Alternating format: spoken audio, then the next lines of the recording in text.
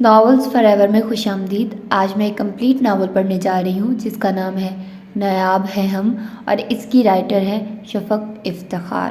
تو آئیے جلدی سے شروع کرتے ہیں اس مکمل ناول کو۔ ذروہ محمود دورانی ہاؤس میں رہنے والے دوسرے نمبر کے محمود دورانی کی بیٹی ہے اور 4 بہنوں میں اس کا نمبر چوتھا ہے۔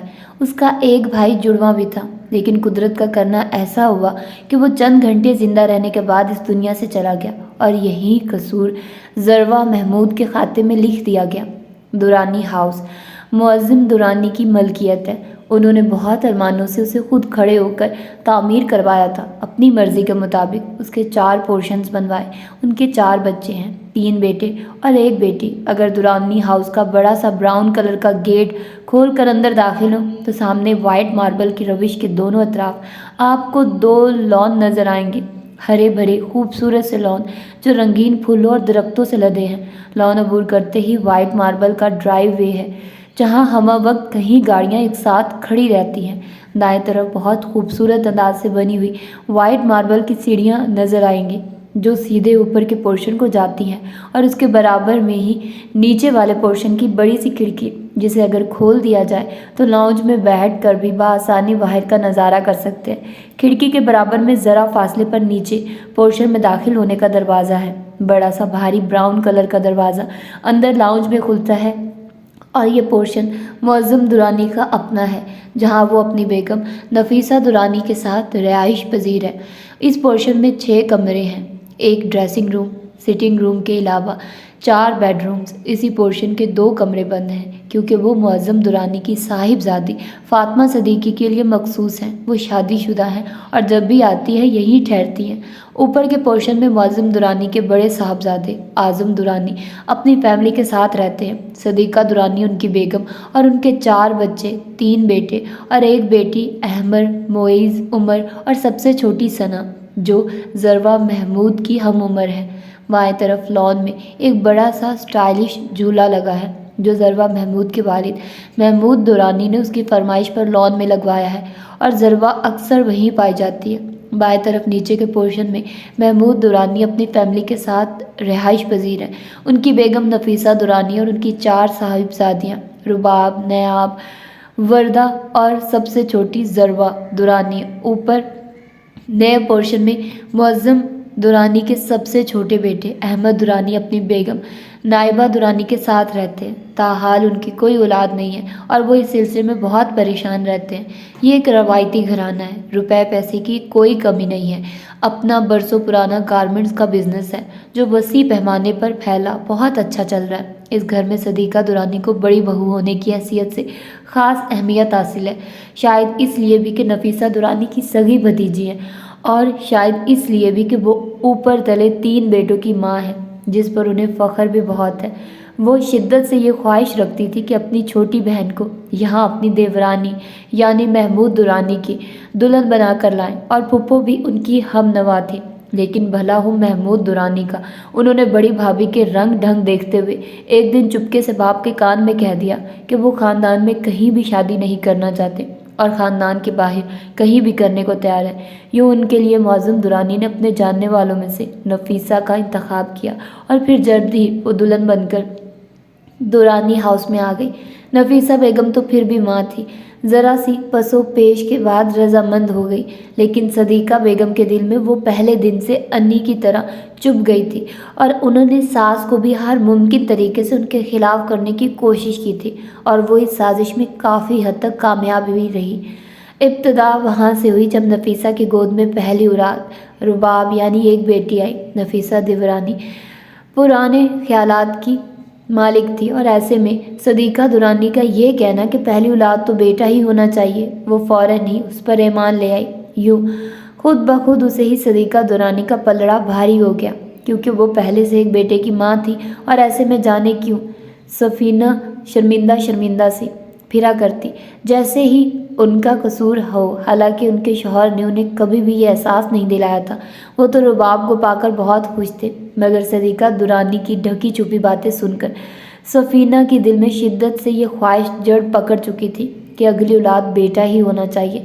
لیکن جب صدیقہ دورانی کے ہاں معیز ہوا تو ان کے ہاں نایاب چلی آئی اور وہ ایک بار پھر سے چور سی بن گئی۔ ایسے میں ساس کا رویہ انہیں شدت سے یہ احساس دلایا کہ وہ بیٹیوں کی ماں ہے۔ حالانکہ بیٹیاں تو رحمت ہیں، پر نہ جانے کیوں ہم یہ بات بھول جاتے ہیں۔ اور پھر جب نایاب کے بعد وردہ چلی آئی تو وہ ڈر گئی، انہیں اپنا آپ مجرم لگنے لگا، اور مسلسل یہ احساس دلانے والی صدیقہ درانی تھی، اور انہی کی باتوں میں لگ کر کسی حد تک نفیسہ درانی بھی، جو ہر وقت بس اپنے پوتوں کے ساتھ لگی رہتی۔ صدیقہ درانی کے 3 بیٹے اور ان کی 3 بیٹیاں۔ حالانکہ وہ پڑھی لکھی سمجھدار تھی اور یہ بات انہیں اچھی طرح سمجھتی تھی کہ اولاد صرف مرد کی قسمت سے ہوتی ہے یا پھر اللہ کی مرضی سے، وہ جو کرتا ہے بہتری کے لیے کرتا ہے۔ لیکن پھر بھی صدیقہ درانی کی طنزیہ مسکراہٹ دیکھ کر وہ ہولتی ہی رہتی تھی۔ ایسے میں جب پھر سے وردہ کے 6 سال بعد امید جاگی تو وہ ڈر گئی، اور انہوں نے اپنے خدشے کا اظہار محمود درانی سے کیا کہ وہ یہ سلسلہ ختم کرنا چاہتی ہیں۔ تو وہ بے انتہا غصے میں آ کر وجہ جان کر وہ آپے سے باہر ہو گئے۔ تمہارا دماغ خراب ہے، خبردار جو ایسا سوچا بھی، تم سمجھدار عقل مند پڑھی لکھی ہو، مجھے تم سے ایسی امید قطعی نہیں تھی۔ بھابھی کی تو عادت ہی ایسی ہے، اور اماں جان بھی ان کی باتوں میں آ جاتی ہیں، اور تم ان کی باتوں میں آ کر یہ بے وقوفی کرنا چاہتی ہو۔ میں تمہیں قطعی اس بات کی اجازت نہیں دوں گا۔ اتنی اونچی آواز میں انہوں نے پہلی بار بات کی تھی۔ وہ خوف زدہ ہو گئی، آنکھوں میں آنسو فوراً ہی امڑ آئے تھے۔ محمود درانی ان کے آنسو دیکھ کر فوراً ہی نرم پڑ گئے۔ دیکھو سفینہ، میری بات سنو، اولاد ایک بہت بڑی نعمت ہے، پھر چاہے وہ بیٹا ہو یا بیٹی۔ اللہ کا شکر ادا کرو کہ ہم صاحب اولاد ہیں۔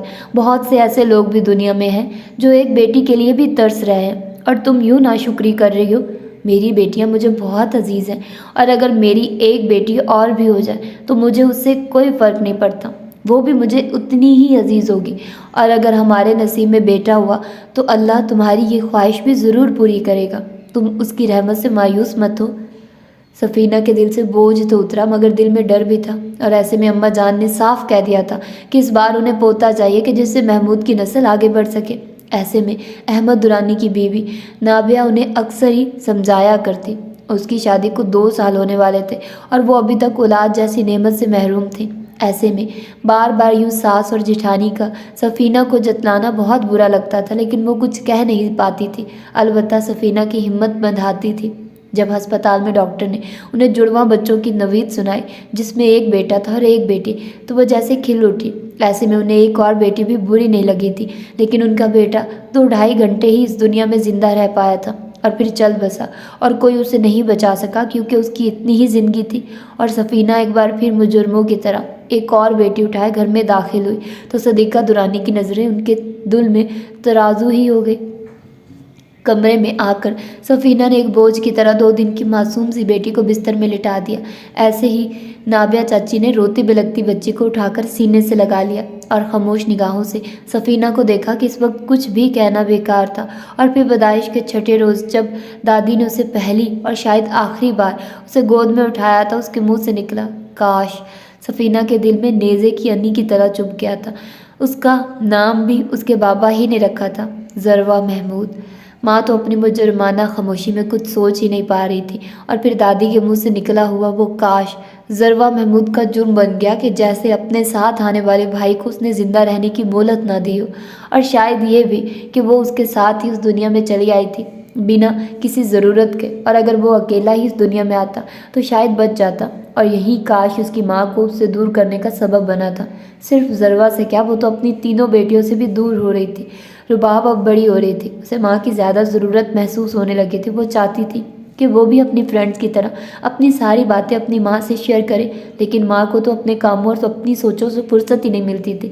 سفینہ جب بھی بچوں کے قریب جانے کی کوشش کرتی، اس کے لاڈ اٹھانا چاہتی، ساس اور جٹھانی کی کوئی نہ کوئی بات انہیں پھر سے اپنے خیال میں سمٹنے پہ مجبور کر دیتی تھی، اور ان کے اور بچوں کے درمیان پھر سے وہی فاصلہ آ جاتا۔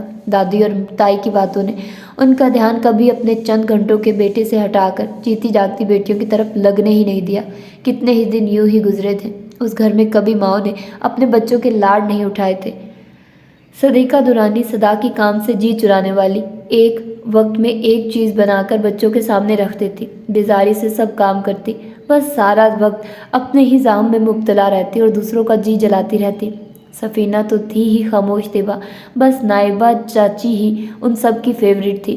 اکثر سارے بچے ان کے ہی پورشن میں جمع رہتے، ان سے طرح طرح کی فرمائشیں کرتے اور وہ خوشی خوشی سب کی فرمائشیں پوری کرتی۔ ایسے میں دادا جان کے انتقال نے ان سب کی زندگیوں میں ہلچل مچا دی۔ 4 سالہ ذروہ حیران سی ناویہ چاچی کی گود میں بیٹھی ٹکر ٹکر سب کے چہرے دیکھ رہی تھی۔ بچے اپنے شفیق دادا کو بہت مس کر رہے تھے۔ دادا کے انتقال والے دن فاطمہ پھپھو 8 سالہ اذان کا ہاتھ تھامے چلی آئی۔ 1 سال قبل ان کا شوہر کا اچانک ہی انتقال ہوا تھا اور شاید دادا جان یہی صدمہ سہ نہیں پائے تھے اور اب فاطمہ پھپھو ہمیشہ کے لیے یہاں چلی آئی تھی اور وہیں دادا کے پورشن میں اپنے لیے مخصوص انہی 2 کمروں میں شفٹ ہو گئی۔ اور جس وقت دادا کا جنازہ اٹھا وہ تیورا کر گری تھی، انہیں ہارٹ اٹیک ہوا تھا۔ محبوب شوہر کے بعد اب محبت کرنے والے باپ کی جدائی شاید وہ برداشت نہیں کر پائی تھی۔ پورے 2 ہفتے وہ ہسپتال میں رہی۔ ایسے میں اذان کو سفینہ اور نائبہ چچی نے ہی سنبھالا تھا اور ہسپتال میں ان کی دیکھ بھال الگ۔ دادی کو اپنا تو کوئی ہوش نہیں تھا، شوہر کی جدائی اور اکلوتی بیٹی اس حال میں تھی۔ بہرحال وقت کا کام ہے گزرنا اور وہ تکلیف دہ وقت بھی گزر ہی گیا۔ بھابھی ذروہ کدھر ہیں؟ اس دن محمود درانی آفس سے کچھ جلدی آ گئے تھے تو وہ نابیہ کے پاس آ گئے۔ باقی بچیاں اپنے کمرے میں پڑھ رہی تھی۔ محمود بھائی، ذروہ سو رہی ہے، نابیہ کچن میں مصروف تھی۔ اس وقت خیریت؟ وہ کچھ حیرت سے بولے۔ وہ دراصل بھائی اس کی طبیعت ٹھیک نہیں ہے، وہ کام چھوڑ کر اس کے پاس چلی آئی۔ کیا ہوا اسے؟ وہ ایک دم پریشان ہو اٹھے۔ اسے بخار ہے، آپ فکر نہ کریے۔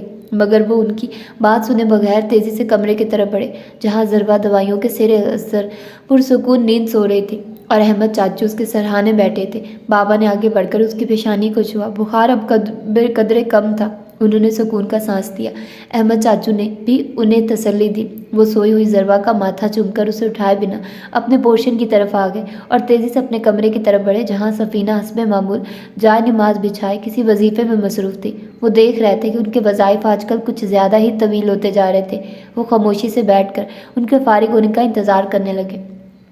کچھ احساس ہے تمہیں کہ آس پاس کیا ہو رہا ہے؟ لیکن تمہیں فرصت ہی کب ہے؟ سفینہ جیسے ہی جائے نماز طے کر کے اٹھی وہ ان پہ برس پڑے۔ کیوں، کیا ہوا؟ جائے نے لہجے میں اتنی لاتعلقی تھی کہ انہیں محسوس ہوئی۔ وہ کھول اٹھے۔ ذروہ کو بخار ہے اس قدر تیز اور تمہیں کچھ معلوم ہی نہیں ہے؟ ذروہ کو بخار ہے؟ کب سے؟ صبح تو ٹھیک ٹھاک تھی۔ جانے وہ پریشانی سے پوچھ رہی تھی یا حیرانی سے وہ سمجھ نہیں سکے۔ اب یہ بھی میں تمہیں بتاؤں کہ کب اور کیوں ہوا؟ تمہیں ہو کیا گیا ہے سفینہ؟ تم ماں ہو اور ایک ماں کی اولاد سے اتنی لاتعلقی اچھی نہیں ہوتی، اور وہ بھی بیٹی ہے۔ تمہاری بیٹی بخار میں بھنک رہی ہے اور تمہیں خبر ہی نہیں ہے۔ تم اتنی پڑھی لکھی ہو پھر بھی اتنی جاہلیت کا مظاہرہ کرو گی؟ مجھے اندازہ نہیں تھا۔ مجھے تو افسوس ہونے لگا تمہاری سوچ پر۔ تم دوسروں کے کہنے میں آ کر صرف اپنا نقصان کر رہی ہو۔ انہوں نے بیوی کو اچھا خاصا لتاڑ کر رکھ دیا اور وہ پریشانی سے سر تھام کر بیٹھ گئے۔ سفینہ کے دل کو یکدم ندامت نے گھیر لیا۔ آئی ایم سوری محمود، مجھے واقعی نہیں پتہ تھا۔ وہ آنکھوں میں ندامت کے اشک لیے ان کے قریب ہی بیٹھ کے وہ خاموش رہے۔ میں ابھی جا کر دیکھتی ہوں۔ ان کی خاموشی سفینہ کو مزید شرمندہ کر کے۔ کوئی ضرورت نہیں ہے، انہوں نے اٹھتی ہوئی سفینہ کو روک دیا۔ میں اسے دیکھ آیا ہوں، اب کافی بہتر ہے۔ لیکن سفینہ پلیز بچیوں کا خیال رکھا کرو، وہ اب بڑی ہو رہی ہیں اور میں نہیں چاہتا کہ کل کو ان کے ذہنوں میں ہماری طرف سے کوئی بدگمانی پیدا ہو۔ مت سوچا کرو فضول باتوں کو، مت دھیان دیا کرو کسی کی بھی باتوں پر۔ صرف یہ سوچو کہ اللہ کا کتنا کرم ہے، اس نے ہمیں اولاد سے نوازا ہے۔ شکر ادا کیا کرو، شکوہ مت کیا کرو، اور یہ میں تمہیں آخری دفعہ سمجھا رہا ہوں۔ انہوں نے 1000 دفعہ کی کہی ہوئی باتوں پھر سے دہرائی تھی کہ شاید اس بار کچھ اثر ہو جائے۔ میں آئندہ خیال رکھوں گی، آپ پلیز ناراض مت ہو، وہ شرمندگی سے بولی۔ ان کی آنکھوں سے کتنے ہی آنسو پلکوں کے باڑ پھلانگ کر گر پڑے۔ محمود درانی کا دل ان کے آنسو دیکھ کر ہی پسیج گیا تھا۔ ان سب باتوں سے ہٹ کر اگر دیکھا جائے تو وہ سفینہ سے بے انتہا محبت کرتے تھے، بس کبھی کبھی سفینہ کا رویہ انہیں ہرٹ کر دیتا تھا۔ ان آنے والے دنوں میں اس گھر میں صرف یہ فرق پڑا تھا کہ پھپھو نے کالج میں بطور لیکچرار جاب کر لی تھی، کیونکہ وہ نہیں چاہتی تھی کہ کل کو اذان کو کسی بھی قسم کا احساس محرومی ہو کہ وہ یوں اس طرح ننیال میں رہ رہا ہے اور اس کے باپ کے بعد اس کی ماں نے اس کے لیے کچھ نہیں کیا، اور ویسے بھی وہ نہیں چاہتی تھی کہ وہ بھائیوں پہ کسی قسم کا کوئی بوجھ ڈالے۔ اگر ابا زندہ ہوتے تو اور بات تھی، حالانکہ تینوں بھائی انہیں پلکوں پہ بٹھاتے تھے، بہت محبت کرتے تھے ان سے بھی اور اذان سے بھی۔ انہوں نے ابھی تک اذان کا اسکول بھی چینج نہیں کیا تھا، حالانکہ سب نے بہت کہا کہ اسے اسکول میں داخل کروا دو جہاں سب بچے جاتے ہیں، لیکن پھپھو نے منع کر دیا کیونکہ اذان کے پاپا کی یہ خواہش تھی کہ اذان اسی اسکول میں پڑھے، اور اذان بھی اپنا اسکول چھوڑنا نہیں چاہتا تھا، سو سب نے چپ سادھ لی۔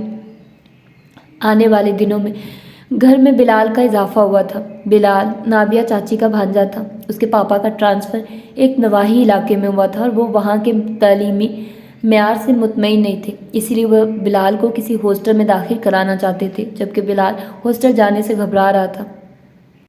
نابیہ چاچی کو جب اس مسئلے کا علم ہوا تو وہ فوراً ہی بلال کو اپنے ساتھ لے جانے کی خواہش کا اظہار کر بیٹھی، اور انہوں نے احمد چاچو سے بھی پوچھ لیا تھا۔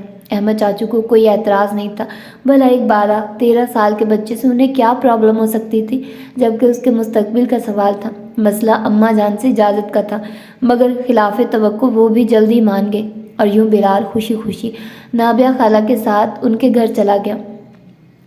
بلال اذان کے اسکول میں ہی پڑھتا تھا، بس سیکشن الگ الگ تھے، پھر احمد چاچو نے ان کے سیکشن بھی ایک ہی کروا دیے، یوں بلال بھی اذان کے ساتھ ہی اسکول آنے جانے لگا۔ اذان کو بھی کمپنی مل گئی اور پھپھو بھی مطمئن ہو گئی، کیونکہ اذان اپنے پاپا سے بہت کلوز تھا اور ان کی ڈیتھ کے بعد وہ بامشکل یہاں ایڈجسٹ کر پایا تھا۔ وہ آج بھی ہر ویکینڈ اپنے دادا اور دادی کے ساتھ گزارنا پسند کرتا تھا۔ یہاں کسی سے اس کی اتنی زیادہ دوستی نہیں تھی، بس تھوڑی بہت معیز کے ساتھ اور اب بلال کے ساتھ۔ السلام علیکم۔ اذان جیسے ہی اندر داخل ہوا، سامنے سفینہ مامی بیٹھی اپنا کوئی کام کر رہی تھی۔ وعلیکم السلام، آؤ بیٹا، وہ نرمی سے مسکرائی۔ مامی، ذروہ کہاں ہے؟ اذان نے ادھر ادھر دیکھتے ہوئے پوچھا۔ بیٹا اندر کمرے میں ہوگی بہنوں کے ساتھ۔ خیریت؟ وہ ہنوز اپنے کام میں مصروف تھی۔ جی، اسے کچھ دکھانا ہے، وہ کہتا ہوا تیزی سے کمرے کی طرف بڑھ گیا، جہاں ذروہ فرش پہ پیپرز اور کلرز ارد گرد بکھرائے کوئی ڈرائنگ بنانے میں مصروف تھی۔ اسکول سے چھٹیاں تھیں تو سارے بچے ہوم ورک سے فارغ ہو کر اسی ایکٹیویٹیز میں مصروف نظر آتے تھے۔ اذان نے اپنے ساتھ آنے کو کہا، وہ سب کچھ وہیں چھوڑ چھاڑ اٹھ کھڑی ہوئی۔ ادھر آؤ، تمہیں کچھ دکھاؤں۔ وہ اسے لان کی ایک سائڈ پہ لے آیا، جہاں کونے میں پودوں میں چھپا ایک باسکٹ رکھی ہوئی تھی۔ یہ کیا ہے اذان بھائی؟ وہ مارے اشتیاق کے گھٹنوں کے بل وہیں باسکٹ کے پاس بیٹھ کے۔ اذان نے اس کے پاس بیٹھ کے احتیاط سے وہ باسکٹ اٹھائی، اسے ان دونوں کے درمیان رکھا اور اس کا ڈھکن اٹھایا۔ اندر 2 چھوٹے سے روئی کے گالے جیسے سفید رنگ کے خرگوش کے بچے تھے، جس کی بھینچی ہوئی آنکھیں سرخ تھی۔ اوہ، یہ کتنے پیارے ہیں! یہ کس کے ہیں اذان بھائی؟ ذروہ نے ڈرتے ڈرتے ان پر ہاتھ پھیرا۔ یہ میں تمہارے لیے اپنے دوست سے لے کر آیا ہوں، تم نے کہا تھا نا کہ تمہیں خرگوش اچھے لگتے ہیں۔ تھینک یو اذان بھائی، مگر ہم انہیں رکھیں گے کہاں؟ اگر دادوں نے دیکھ لیا تو؟ واقعی یہ تو میں نے سوچا ہی نہیں۔ ذروہ نے واقعی پتے کی بات کی تھی۔ سوچنے دو، اذان نے اس کی طرف دیکھتے ہوئے کہا۔ جانتا تھا کہ اگر دادوں نے اس کے پاس خرگوش دیکھ لیے تو اس کی خیر نہیں۔ اچھا میرے ساتھ آؤ۔ چند لمحے سوچتے رہنے کے بعد وہ اٹھ کھڑا ہوا، باسکٹ اٹھائی اور ذروہ کو اپنے پیچھے آنے کا اشارہ کیا۔ یہاں رکھتے ہیں انہیں، کوئی نہیں دیکھے گا، اور نانو تو اس طرف آتی ہی نہیں ہے۔ اذان وہ باسکٹ اٹھا کر گھر کے پچھلی طرف بنے اسٹور کی طرف آ گیا۔ یہ کمرہ گھر کی پچھلی طرف بنا تھا اور بطور اسٹور استعمال کیا جاتا تھا۔ دادوں کا اس طرف آنا نہیں ہوتا تھا۔ پھپھو بھی کبھی کبھار کام والی سے صفائی وغیرہ کروانے کے سامان کو ترتیب سے رکھوا دیتی تھی، اس لیے اذان کو یہ جگہ محفوظ ترین لگی تھی، کیونکہ اگر پھپھو کو پتہ چل بھی جاتا تو انہیں سمجھانا آسان تھا بنسبت دادوں کی۔ اذان نے باسکٹ ذروہ کو پکڑا کر دروازہ کھولا۔ پرانا دروازہ معمولی سی آواز سے کھل گیا۔ اندر داخل ہو کر اس نے نیم اندھیرے میں ٹٹول کر لائٹ آن کی تھی۔ لائٹ آن ہوتے ہی کمرے میں چھایا اندھیرا ایک دم سے دور ہو گیا۔ ذروہ بھی اس کے پیچھے اندر آ گئی تھی۔ باسکٹ ابھی بھی اس نے ہی اٹھا رکھی تھی۔ اذان نے کمرے کے چاروں طرف نگاہ دوڑائی تاکہ وہ کوئی محفوظ جگہ ڈھونڈ سکے جہاں وہ یہ باسکٹ رکھ سکے۔ کمرے میں چاروں طرف بڑے بڑے شیلف بنے تھے جن میں ترتیب سے سامان رکھا تھا۔ شاید حال ہی میں پھپھو نے ان کی صفائی کروائی تھی۔ پھر اس کی نظر دیوار میں بنے شیلف پہ پڑی، جو آدھا سامان سے بھرا تھا اور آدھا خالی تھا۔ زمین سے قدرے اونچائی پہ تھا۔ اس نے وہ باسکٹ وہاں رکھ دی اور اس کا ڈھکن کھول دیا تاکہ ہوا اندر جا سکے۔ یہاں ٹھیک ہے، یہاں رکھتے ہیں، اس نے اچھی طرح اطمینان کر لینے کے بعد ذروہ سے پوچھا۔ ٹھیک ہے۔ وہ اچک اچک کر انہیں دیکھنے کی کوشش کر رہی تھی کیونکہ شیلف اس کے قد سے کے برابر تھے، لیکن باسکٹ چونکہ اس کے اوپر دھری تھی تو وہ اونچی ہو گئی تھی۔ کچھ دیر ان کے ساتھ کھیلنے کے بعد وہ باہر نکل آئے۔ انہوں نے لائٹ اور پنکھا آن ہی رہنے دیا تھا۔ دروازہ بند کر کے وہ دوبارہ باہر آ گئے تھے۔ کسی کو بتانا مت، اذان اسے تاکید کرنا نہیں بھولا تھا، اور جواب میں ذروہ نے اپنا نہایت سلکی بالوں والا سر معصومیت سے ہلا دیا۔ दुरानी हाउस हमेशा की तरह वैसा ही था। वही ताई सदीका की जली कटी तन से भरी बातें, सफ़ीना का वही धूप छाँव का सरवैया, दादो का वही ताई के बच्चों से इजहार मोहब्बत और सफ़ीना की बच्चियों से अजली बैर जो न जाने वक्त के साथ कम हो रहा था या बढ़ रहा था। मगर इन सब बातों से हटकर बच्चे अपनी ज़िंदगी में मगन नाबिया चच्ची और पप्पो के शफकत भरे साय में खुश थे। अजान और ज़रबा बड़ी राजदारी से स्टोर वाली शरारत को निभा रहे थे। इन दोनों के अलावा किसी को कानो कान इस किस्से की खबर नहीं थी। वो रूई के गालों से खरगोश अब इतने बड़े हो गए थे कि दूध पीना छोड़कर आसानी से खुद खा पी लेते थे और उछलकर बास्केट से बाहर भी निकल आते थे। हाँ, शेल्फ और ज़मीन का फासला उन्हें ज़्यादा लगता था, इसलिए वह शेल्फ पर ही घूम फिर कर बास्केट में जाकर सो जाते थे। अब तक तो इस राज को कोई न जान सका, मगर फुफ्फो इस राज को जान गई, मगर खामोश रही। जानती थी कि ये शरारत किसकी है। आज पप्पू अपने पोर्शन के लॉन की सफाई करवा रही थी। ताई जान को तो इन सब बातों से कोई दिलचस्पी भी नहीं थी। हालांकि लॉन दोनों का मुश्तरका था, लेकिन ज़्यादातर ख्याल पप्पू ही रखती थी। दादो अंदर बैठकर अकेले बोर होने के बजाय बाहर पप्पू के पास गई थी और वहीं एक तरफ रखी लॉन चेयर पे बैठ के। सर्दियों की आमदाम थी, हल्की हल्की धूप बहुत भली लग रही थी। बच्चे सब स्कूल कॉलेजेस गए हुए थे और मर्द हजरात अपने अपने काम पे, इसलिए तकरीबन तमाम ख़वातीन ही फारिग थी। ताई जान वहाँ आकर बैठी तो पप्पो ने नाबिया चाची और सफ़ीना को भी वही बुला लिया। सफ़ीना आज भी अम्मा और ताई की मौजूदगी में ज़रा कम ही बैठा करती थी और फिर सुना भी खूब करती थी कि हमारे साथ बैठना पसंद नहीं वगैरह वगैरह। सो इससे बेहतर था कि वो यहाँ सबके साथ बैठ जाती। दफतन कोई सफ़ेद चीज़ गेंद की तरह उछलती हुई क्यारी में लगे दरख्त के पीछे चली गई और फिर और किसी की नज़र पड़े ना पड़े ये कैसे मुमकिन था कि दादी की नज़र न पड़ती। फजल ज़रा देखना तो इस दरख्त के पीछे क्या है, दादो ने माली बाबा से कहा, जो सर झुकाए क्यारी में गोडी करने में मसरूफ़ था और इस दरख्त की तरफ इशारा भी किया था जहाँ वो सफ़ेद चीज़ गायब हुई थी। कुछ भी नहीं है अम्मा। फजल बाबा, आप ये पौधा वहाँ लगा दे। पुप्पो देख चुकी थी इसलिए टाल दिया, वरना लाजमन दादो का पारा चढ़ जाता। तो देखने में क्या हर्ज है, मैं खुद ही देख लेती हूँ, जाने क्या भला है। वो दादी ही क्या जो किसी से टल जाए, करनी तो उन्हें अपने मन की ही थी, फिर वो अच्छी हो या बुरी। उस दरख्त के पास पहुंचकर कितने ही लम्हे वो वहाँ खड़ी गौर से देखती रही, जैसे समझने की कोशिश कर रही हूँ कि ये क्या चीज़ है। लेकिन वो नन्हा खरगोश पूरी तरह मिट्टी खोदने में मसरूफ़ था, इसलिए सफ़ेद से कदरे भूरा माइल दिख रहा था और आधा अंदर मिट्टी में था और आधा बाहर। और दादो नाक पर उंगली रख के बस उसे देखे जा रही थी। अरे फातिमा, ज़रा देखो तो, ये तो खरगोश है। अरे ये नहूसत घर में कहाँ से घुस आई, अरे जल्दी करो, इसे घर से निकालो। दादो किस तरह वावेला करने पर सब ही उनके पास उठ आए थे। क्या हो गया अम्मा, खरगोश ही तो है, इसमें इतना शोर मचाने की क्या ज़रूरत है, इधर उधर से आ गया होगा। पुप्पो ने फिर से बात को टालने की भरपूर कोशिश की थी। अरे इधर उधर से कैसे आ जाएगा, ये ज़रूर इन बच्चों की शरारत है। पता भी है घर में खरगोश रखना मनहूस होता है, अभी और इसी वक्त इस घर से बाहर निकालो। ताई जान भला कैसे पीछे रह सकती थी, अपना हिस्सा तो डालना था। खुदा के लिए भाभी, एक मासूम सा जानवर, इसमें नहुसत की क्या बात है। अगर बच्चों में से कोई ले भी आया है तो इसमें इतनी बुरी बात तो नहीं है। नाबिया चाची ने उसे अब उनकी जाहिलाना बातें मजीद सुनी नहीं गई। क्यों, जब इंसान मनहूस हो सकते हैं तो जानवर भी हो सकते हैं, क्यों नहीं हो सकते। और अगर अम्मा कह रही हैं तो कुछ सोच कर ही कह रही होंगी। कोई भी मौका हो, कोई भी बात हो, ताई जान अपनी जहनीत का मुजाहरा ज़रूर करती थी और मुखातिब कौन होता था ये सभी अच्छी तरह जानते थे। लेकिन भीड़ों के छत्ते में हाथ कौन डालता, इसलिए सब खामोश ही रहते थे। सफ़ीना से ये सब कुछ मज़ीद सुना नहीं गया था। वो वहाँ से चली आई।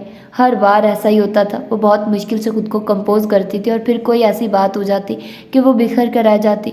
और फिर ये उसी रात की बात थी जब पुप्पो ने अजान से कहा था कि वो खरगोश वापस फैसल को दे आए। और अजान पहले से ही जानता था कि अगर नानो को पता लगेगा तो यही होगा, इसलिए छुपा कर रखे थे। मगर न जाने कैसे स्टोर का दरवाज़ा खुला रह गया।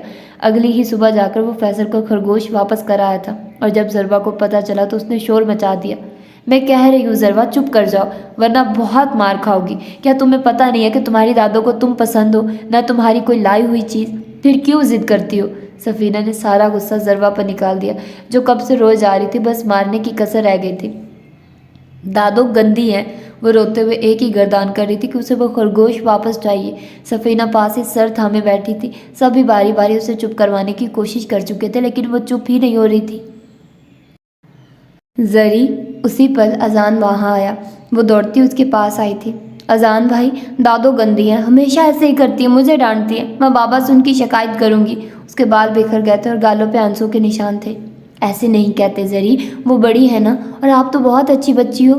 اذان نے اس کے آنسو صاف کیے۔ وہ جانتا تھا زری کا ریاکشن یہی ہوگا، اس لیے وہ اسے بتائے بغیر ہی وہ خرگوش فیصل کو واپس لے آیا تھا۔ آپ مجھے واپس لا دیں گے نا میرے خرگوش؟ وہ کتنے یقین سے کہہ رہی تھی۔ دیکھو زری، وہ بہت چھوٹے تھے نا، اس لیے وہ اپنے ماما پاپا کے بغیر بہت اداس ہو گئے تھے، اس لیے میں انہیں چھوڑ آیا۔ وہ اب بھی تمہارے ہی ہیں، لیکن وہ رہیں گے فیصل کے پاس، کیونکہ وہاں ان کے ماما پاپا ہیں، بہن بھائی ہیں۔ ہم بھی تو اپنے ماما پاپا کے ساتھ رہتے ہیں نا، اور ان کے بغیر اداس ہو جاتے ہیں، تو وہ بھی وہاں زیادہ خوش رہیں گے۔ لیکن میں نے تو فیصل سے کہہ دیا کہ وہ ابھی بھی ذروہ کے ہے، اور اس نے ایگری بھی کر لیا، اس لیے جب ہمارا دل کرے گا ہم وہاں جائیں گے اور ان سے مل لیں گے، ٹھیک ہے؟ اب خوش؟ وہ مسکراتے ہوئے آنسو بھری آنکھوں سے سر ہلا رہی تھی۔ اذان نے لاڈ سے ہمیشہ کی طرح اس کی ننھی سی ناک دبا دی۔ جو بات سب گھنٹوں سے سمجھا رہے تھے وہ اذان نے منٹوں میں سمجھا دی تھی۔ گزرتے وقت کو بھلا کبھی کوئی روک سکا ہے؟ جتنی تیزی سے وقت کا پرندہ اڑتا ہے، شاید ہی کوئی اور پرندہ اتنی تیزی سے اڑ سکتا ہو، کیونکہ اس کا کوئی ایک ٹھکانہ، ایک گھونسلہ نہیں ہوتا جہاں وہ چند لمحوں کو ٹھہر کر سستا لے۔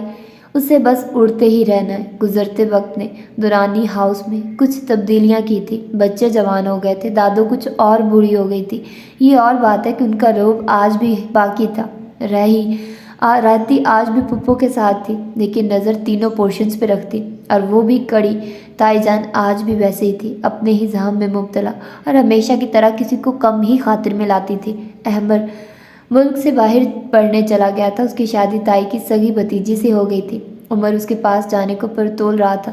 معیز ماسٹرز کے بعد تایا جان کے ساتھ بزنس سنبھالنے لگا تھا۔ ثنا نے بھی ابھی ذروہ کے ساتھ سیکنڈ ایئر مکمل کیا تھا۔ دونوں کو رزلٹ کا انتظار تھا۔ رباب کی گریجویشن کے بعد شادی کر دی گئی تھی، اور بائی قسمت کے رشتہ بھی تائی جان کے توسط سے ہی ہوا تھا۔ سفینہ نے لاکھ انکار کرنا چاہا، لیکن ان کی آج بھی کسی نے نہیں سنی، اور محمود درانی بھی بڑی بھابھی اور ماں کے سامنے سر جھکا گئے تھے جب انہوں نے یہ کہا کہ کیا رباب ہماری بیٹی نہیں ہے، اور کیا ہم اس کا برا چاہیں گے؟ یہ اور بات تھی کہ لڑکا اس عمر میں خاصا بڑا تھا، اور وہ خاصی خوش نہیں تھی اپنے گھر میں، بس ماں باپ کی عزت کی خاطر گزارا کر رہی تھی۔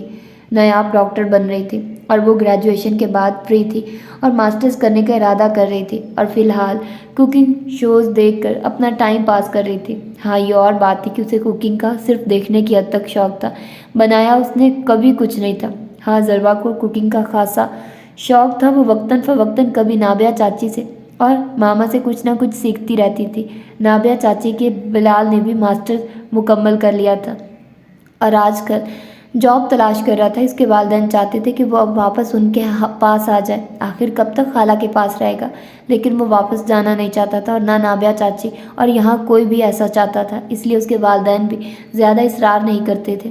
اور باقی رہا اذان، تو پھپھو چاہتی تھی کہ وہ اپنے بابا کی طرح انجینئر بنے، یا ان کی خواہش کے مطابق CSS کر لے، لیکن اذان کو دونوں باتوں میں دلچسپی نہ تھی۔ وہ CA کر رہا تھا، اس کا ارادہ بینکنگ فیلڈ میں جانے کا تھا۔ ہاں، اس نے پھپھو کو یہ ضرور یقین دلایا تھا کہ اس بیچ اگر اس کا ارادہ بنا تو وہ CSS کی تیاری ضرور کر لے گا، لیکن اس نے وعدہ نہیں کیا تھا۔ وہ آج بھی ویکینڈ اپنے دودھیال میں گزارتا تھا۔ گزرتے وقت میں اس کے دادا کا انتقال ہو گیا تھا۔ دادی تھی، اور وہ اذان سے بہت محبت کرتی تھی، اور اذان بھی ان سے محبت کرتا تھا، لیکن نہ جانے کیوں جب بھی اذان وہاں سے آتا قدرے گمسم ہوتا۔ پھپھو خوب اچھی طرح سے سمجھتی تھی کہ اس کے اس رویے کی وجہ کیا ہے۔ بچپن سے اذان کی خواہش تھی کہ وہ وہاں رہے، دادی کے پاس، اپنے بابا کے گھر میں، لیکن پھپھو کبھی پلٹ کر وہاں نہیں گئی، مگر انہوں نے کبھی اذان کو وہاں جانے سے نہیں روکا، کیونکہ اس کے دادا اور دادی اس کے منتظر رہتے تھے اور اس سے بہت پیار کرتے تھے۔ پھپھو بھی کبھی کبھار ان دونوں سے بات کر لیتی تھی، لیکن وہ کبھی گئی نہیں، اور اذان کو یہی بات کھٹکتی تھی، لیکن وہ کبھی ماں سے پوچھ نہیں پایا تھا۔ آج ویکینڈ تھا، اور معیز صاحب کو شوق چڑھا تھا پتنگ اڑا کر بچپن کی یاد تازہ کرنے کا۔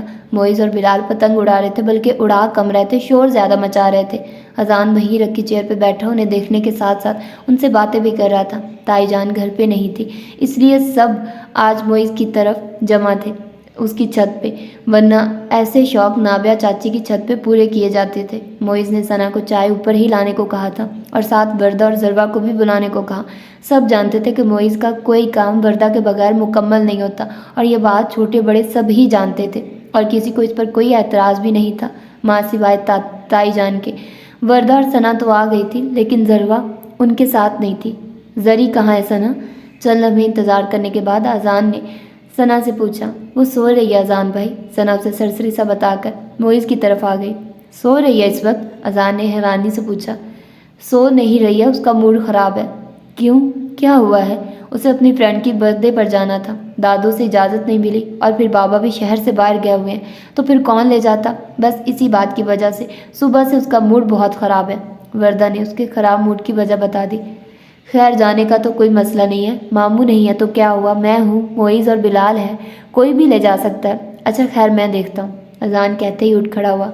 हाँ जाइए, हो सकता है आपकी बात मान जाए, मामा और मैं तो समझा समझा कर थक गए हैं, वरदा ने चाय का कप उठाते हुए कहा। अजान छत से उतरकर सीधा उनके पोर्शन की तरफ आया। मामी किचन में थी, नायाब अपने कमरे में पढ़ रही थी। वो मामी को बताकर उसके कमरे की तरफ आ गया, जहाँ वो सर ता पाँव कंबल लपेटे पता नहीं जाग रही थी या वाकई सो रही थी।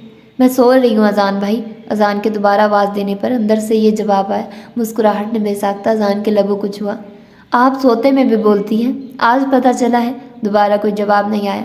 अच्छा क्या हुआ है, उठकर बैठो और मुझे बताओ क्या हुआ है। अजान उसे कहते हुए स्टूल खींचकर वहीं उसके बेड के पास बैठ गया, जैसे उसे यकीन हो कि वो उसका कहना ज़रूर मान लेगी। और वाकई यही हुआ था। अजान के दोबारा पुकारने पर वो बिखरे बाल समेटती उठ बैठी। उसकी आंखें सूजी हुई सुर्ख थी, शायद वो रोती रही थी। कभी कभी इंसान कोई छोटी सी ख्वाहिश के ना पूरा होने पर भी बेइंतहा दुख महसूस करता है, और कभी बड़ी से बड़ी ख्वाहिश के रद्द किए जाने पर भी इतना महसूस नहीं करता है। अजान के पूछने पर उसने उसे पूरी बात बता दी।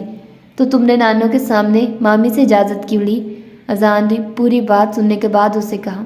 मैं आपको पागल लगती हूँ अजान भाई, जो उनके सामने बात करूँगी। उन्होंने आते हुए सुन लिया था, और फिर उनकी आदत का आपको पता है। उसकी आंखें फिर से झिलमिलाने लगी। अच्छा तैयार हो जाओ, मैं तुम्हें छोड़ आता हूँ, अभी ज़्यादा टाइम नहीं हुआ है। अजान फ़ौरन ही उठ खड़ा हुआ। मुझे अब नहीं जाना, लेकिन वो टस से मस ना हुई। बुरी बात है जरी, मैं कह रहा हूँ उठ जाओ। सॉरी, मगर मुझे नहीं जाना, और फिर मैंने इसलिए गिफ्ट भी लेना था। अजान ने तासुब भरी निगाहों से उसे देखा था। मैं कह रही हूँ ना अजान भाई, अब मेरा मूड नहीं है जाने का, और अगर मैं चली जाऊँगी तो मुझे मज़ा नहीं आएगा, तो फिर फ़ायदा ऐसे जाने का। की बात भी अपनी जगह दुरुस्त थी। जब कहीं जाने का मूड हो तो फिर इंसान तैयारी भी उसी हिसाब से करता है, और जहन भी उसी तरफ लगा लेता है। तो फिर अपना मूड तो ठीक करो। और वो बता रही थी कि तुमने खाना भी नहीं खाया। कितनी गलत बात है ना। चलो उठो, सब मोइज़ की तरफ है, हम भी वहीं चलते हैं। मैं तुम्हें बुलाने ही तो आया था। अजान चाहता था कि किसी तरह उसका मूड ठीक हो जाए, क्योंकि उसे एहसास था कि नानो कभी कभार बहुत ज़्यादती कर जाती है। क्या हो जाता अगर उसे इजाज़त दे देती? मगर जरी ने कुछ कहना चाहा। बड़ी मामी घर पे नहीं है, उठ जाओ अब फ़ौरन। और अब कि वो वाकई उठ गई थी। अजान की कोई बात वो कभी नहीं टालती थी। आप चलिए, मैं आती हूँ, मैं बाहर इंतज़ार कर रहा हूँ। अजान कहते ही बाहर निकल आया था, और जब तक वो फ्रेश होकर आई अजान ने सफ़ीना मामी के साथ अच्छी खासी गपशप लगा ली थी। घर में इस वक्त जो मसला दरपेश था वो ये था कि ज़रवा और सना का सेकेंड ईयर का रिज़ल्ट आ चुका था, और अब आगे एडमिशन का मसला था। सना का इरादा बस ग्रेजुएशन करने का था, और ज़रवा भी यही चाहती थी कि वो BSc कर ले। बाबा ने भी कह दिया था कि जिस चीज़ में उसका इंटरेस्ट हो वो वहीं करे, लेकिन नायाब चाहती थी कि मेडिसिन की फील्ड में आए। उसके मार्क्स इतने अच्छे हैं तो वो एंट्री टेस्ट की तैयारी कर ले, और वो मुसलसल इनकारी थी कि मैं नहीं करूँगी। इस वक्त भी यही बहस हो रही थी। क्या हो रहा है भाई? अजान को बिलाल से कुछ काम था, वो उसके पास जा रहा था कि नीचे बसूरती हुई जरी को देखकर रुक गया। अजान भाई आप ही समझाइए ना नायाब आपी को, मुझे मेडिकल नहीं करना और ना ही एंट्री टेस्ट की तैयारी करनी है। उसने फ़ौरन ही अजान से मदद चाही थी। और मैं भी यही कहूँगी अजान कि तुम भी इसे समझाओ कि एंट्री टेस्ट देने में क्या हर्ज है, बात की बाद में देखी जाएगी। नायाब ने मुस्कुराते हुए उसकी बात लौटाई।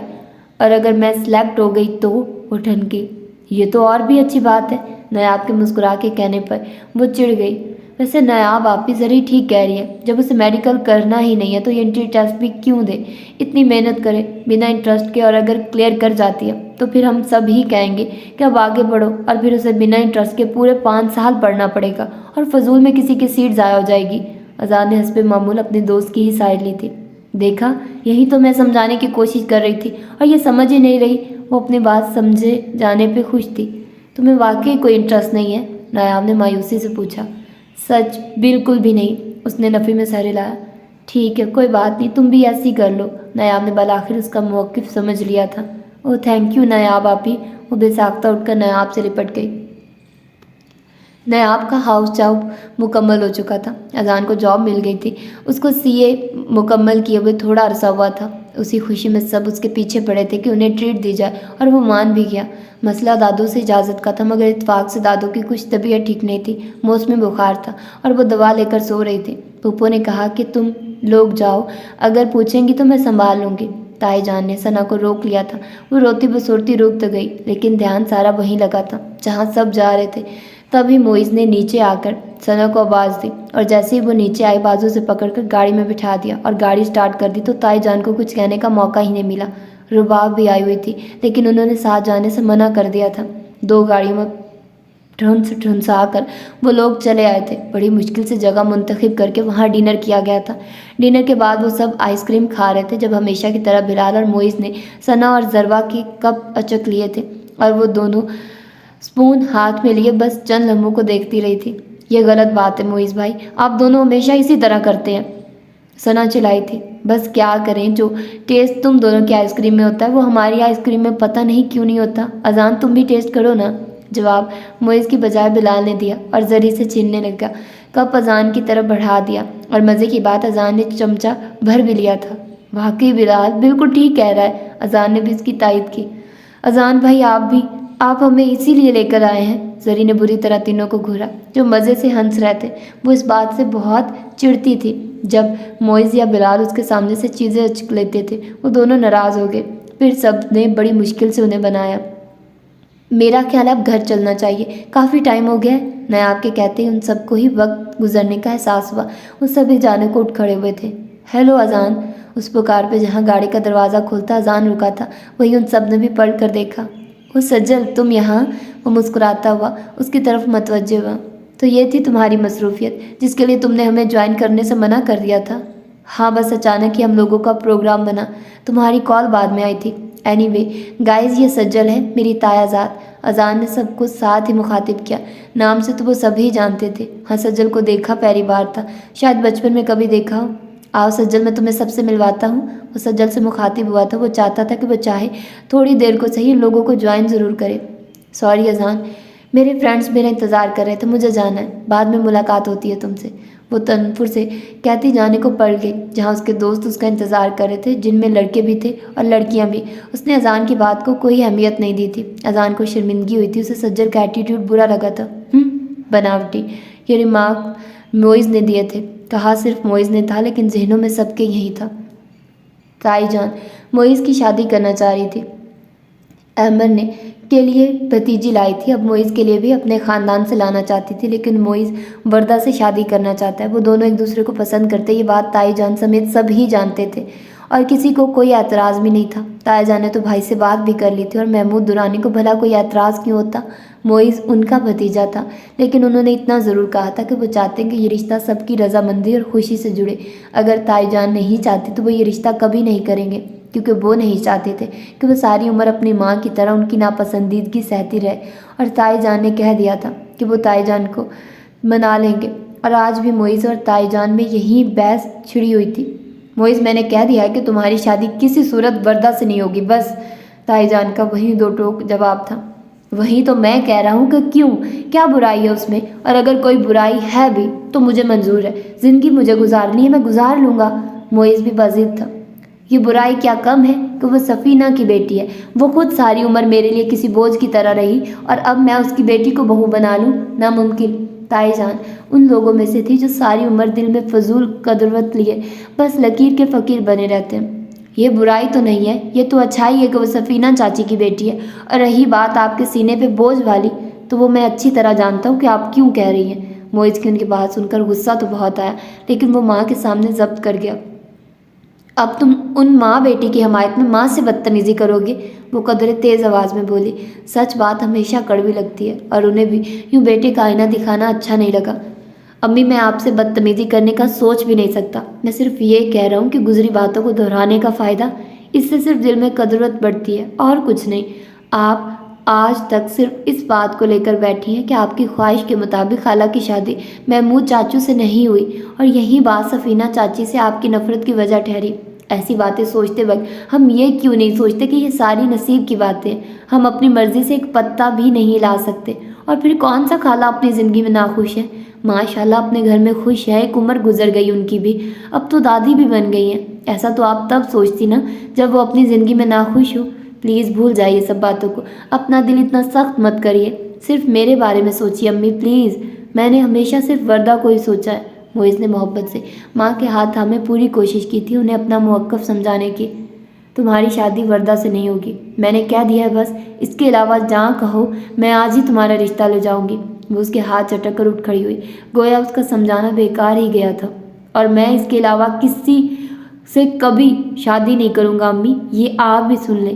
وہ انہیں جاتے دیکھ کر پیچھے سے بے ساختہ چلا اٹھا، لیکن تائی جان ہمیشہ کی طرح اس کی کسی بات کا نوٹس لیے بغیر چلی گئی تھی۔ وہ اس جھنجھلا کر رہ گیا۔ السلام علیکم پھپھو۔ زری ہاتھ میں ٹرے تھامے پھپھو کی طرف آئی تھی۔ پھپھو دادو کے کمرے میں ان کے پاس بیٹھی تھی، سو وہ وہیں چلی آئی۔ وعلیکم السلام، آؤ زری، پھپھو نے ہمیشہ کی طرح خوش دلی سے جواب دیا۔ وہ دادو کو سلام کر کے ان کے سامنے جھکی تو وہ سرسری سے جواب دے کر تسبیح اٹھا کر پڑھنے لگی۔ وہ خاموشی سے انہیں دیکھ کر رہ گئی تھی، ہمیشہ کی طرح وہی روکھا پھیکا انداز تھا ان کا۔ کیا لائی ہو زری؟ پھپھو نے اس کے ہاتھ میں موجود ٹرے کی طرف اشارہ کیا تھا۔ پھپھو، ماما نے آپ کے اور دادو کے لیے بگھاڑے بینگن بھیجے ہیں، انہوں نے کہا آپ دونوں کو بہت پسند ہے۔ ارے ہاں، اور سفینہ بھابھی تو بناتی بھی بہت مزے کی ہے نا اماں؟ پھپھو نے اٹھتے ہوئے کہا۔ ذروا اس لمحے جانے کیوں دادو کا جواب سننے کو رک گئی تھی۔ ہاں بس ایک کھانا ہی اچھا بنا لیتی ہے ہماری منجلی بہو، تعریف بھی کی تو کس پیرائے میں۔ یہ بات سیدھے ڈھنگ سے بھی کہی جا سکتی تھی۔ پھپھو اسے ساتھ لے کر کچن میں آ گئی۔ وہ کباب تلنے کے ساتھ ساتھ زری سے باتیں بھی کر رہی تھی۔ تبھی اذان اور بلال ایک ساتھ ہی لاؤنج میں داخل ہوئے۔ شاید وہ دونوں کہیں باہر سے آ رہے تھے۔ اذان کی جاب شروع ہو گئی تھی اور اسے 6 ماہ کے لیے ٹریننگ پر جانا تھا، بس وہ اسی تیاریوں میں لگا ہوا تھا۔ اذان کچن میں پانی پینے آیا تو بلال بھی پیچھے ہی چلا آیا۔ پھپھو بہت اچھی خوشبو آ رہی ہے، کیا بنا رہی ہیں؟ بلال نے کہتے ہی کباب اٹھا لیا اور ساتھ ہی کچن ٹیبل پر رکھی ٹرے کا ڈھکن بھی اٹھایا تھا جو زری لے کر آئی تھی۔ یہ آج کیا چیز تمہارے تجربے کی نظر ہوئی ہے؟ وہ دونوں ہی ڈش میں جھانک رہے تھے، البتہ سوال اذان کی طرف سے آیا تھا۔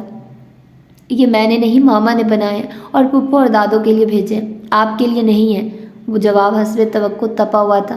اتنی اچھی اچھی ڈشز وہ سیکھ کر آتی اور ٹرائی کرتی تھی، اور وہ تینوں ایسے ہی ان میں سے برائیاں نکالتے تھے۔ ہاں یہ اور بات تھی کہ آخر میں ڈش ہمیشہ خالی ہی ملتی تھی۔ ہماری ایسی قسمت کہاں کہ آپ ہمارے لیے خاص طور پہ کبھی کچھ لائیں۔ کباب کھاتے ہوئے بلال کی آواز اونچی ہرگز نہیں تھی کہ زری یا پھپھو سن پاتی، لیکن ساتھ کھڑے اذان نے ضرور سنی تھی اور چند لمحے کو رک کر اسے غور سے دیکھا تھا۔ بلال کی نگاہوں میں جو چمک تھی وہ صاف محسوس کی جا سکتی تھی، اور ایسا آج پہلی بار نہیں بلکہ چند بار پہلے بھی اذان کو محسوس ہوا تھا۔ اذان نے نگاہ پھیر کر زری کو دیکھا، وہ ہنوز پھپھو کے ساتھ بات کرنے اور سلاد بنانے میں مصروف تھی۔ وہ سر جھٹک کر اپنے بجتے موبائل کی طرف متوجہ ہو گیا۔ تائی جان نے تایا سے بات کی تھی اور انہیں معیز کو سمجھانے کو کہا تھا، لیکن بات الٹی ان کے گلے پڑ گئی تھی۔ تایا جان نے الٹا انہیں ہی سمجھانا شروع کر دیا۔ تم یہ چاہتی کہ وہ آپ کی بات مان لے؟ اگر آپ اس کی بات مان لے تو کیا حرج ہے؟ ایسی غلط خواہش بھی نہیں ہے اس کی۔ تایا جان نے اخبار لپیٹ کر رکھا، اینک اتار اس کے اوپر رکھی اور بات کرنے کے لیے میدان میں اتر آئے۔ کیوں؟ میں کیوں مانوں؟ وہ اولاد ہو کر نہ جھکے اور میں ماں ہو کر اولاد کے سامنے جھکاؤں؟ ہرگز نہیں۔ وہیں ایک ہی رٹ تھی، اسے جھکنا نہیں، خواہش کا احترام کرنا کہتے ہیں۔ زندگی اس نے گزارنی ہے جیسے وہ خوش، اور مجھے تو کوئی برائی نظر نہیں آتی اس بات میں۔ تایا جان نے گویا اپنی طرف سے بات ہی ختم کر دی تھی۔ اس کے ساتھ ہماری بھی زندگی جڑی ہے، میں نے اس کے لیے اپنی بھانجی کے لیے بات کر لی ہے، معیز کی شادی وہیں ہوگی، کچھ تو میرے دکھوں کا ازالہ ہو۔ آپ بس اسے سمجھائیے۔ وہ بازد تھی کہ تایا جان اسے سمجھائے، کیونکہ ماں کی وہ ذرا کم ہی سنتا تھا۔ ایسے تو میں نے بھی محمود سے بات کر لی ہے۔ پھر؟ تایا جان نے سوالیہ نگاہوں سے انہیں دیکھا۔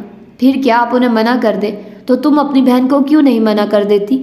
ایسے بھی کوئی غم کے پہاڑ نہیں ٹوٹے ہیں تم پر اور تمہاری بہن پر، اور ویسے بھی پہلے تمہاری بھتیجی نے آ کر کون سا گھر بسایا ہے جو اب یہ بھانجی صاحبہ نبھا کرے گی؟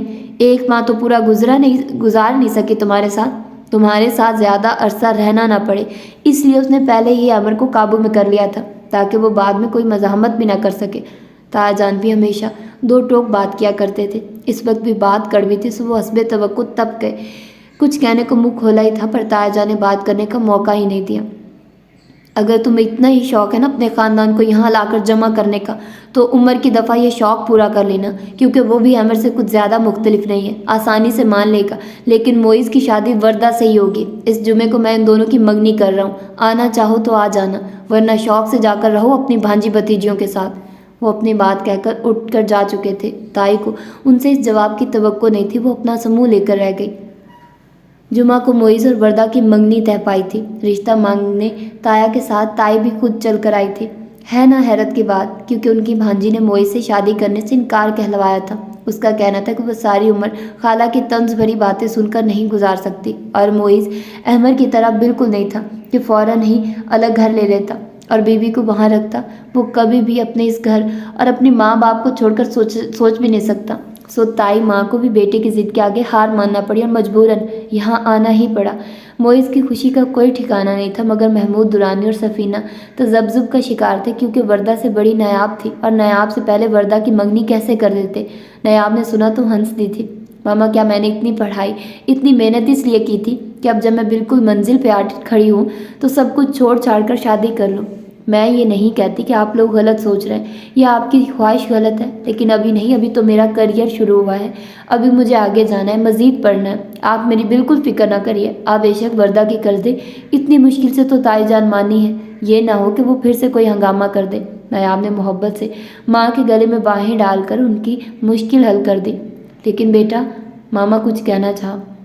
لیکن کچھ نہیں، میں تو کہتی ہوں آپ وردہ کے ساتھ ساتھ زری کی بھی کر دیں، پھر میں، آپ اور بابا مزے سے رہیں گے۔ نایاب نے سامنے سے آتی زری کو دیکھ کر کہا۔ جی نہیں، میں اپنی ماما کو چھوڑ کے کہیں نہیں جانے والی۔ وہ دوسری طرف سے ماں سے لپٹ گئی۔ پھر بھلا وردہ کیوں پیچھے رہتی، وہ بھی گھس آئی تھی۔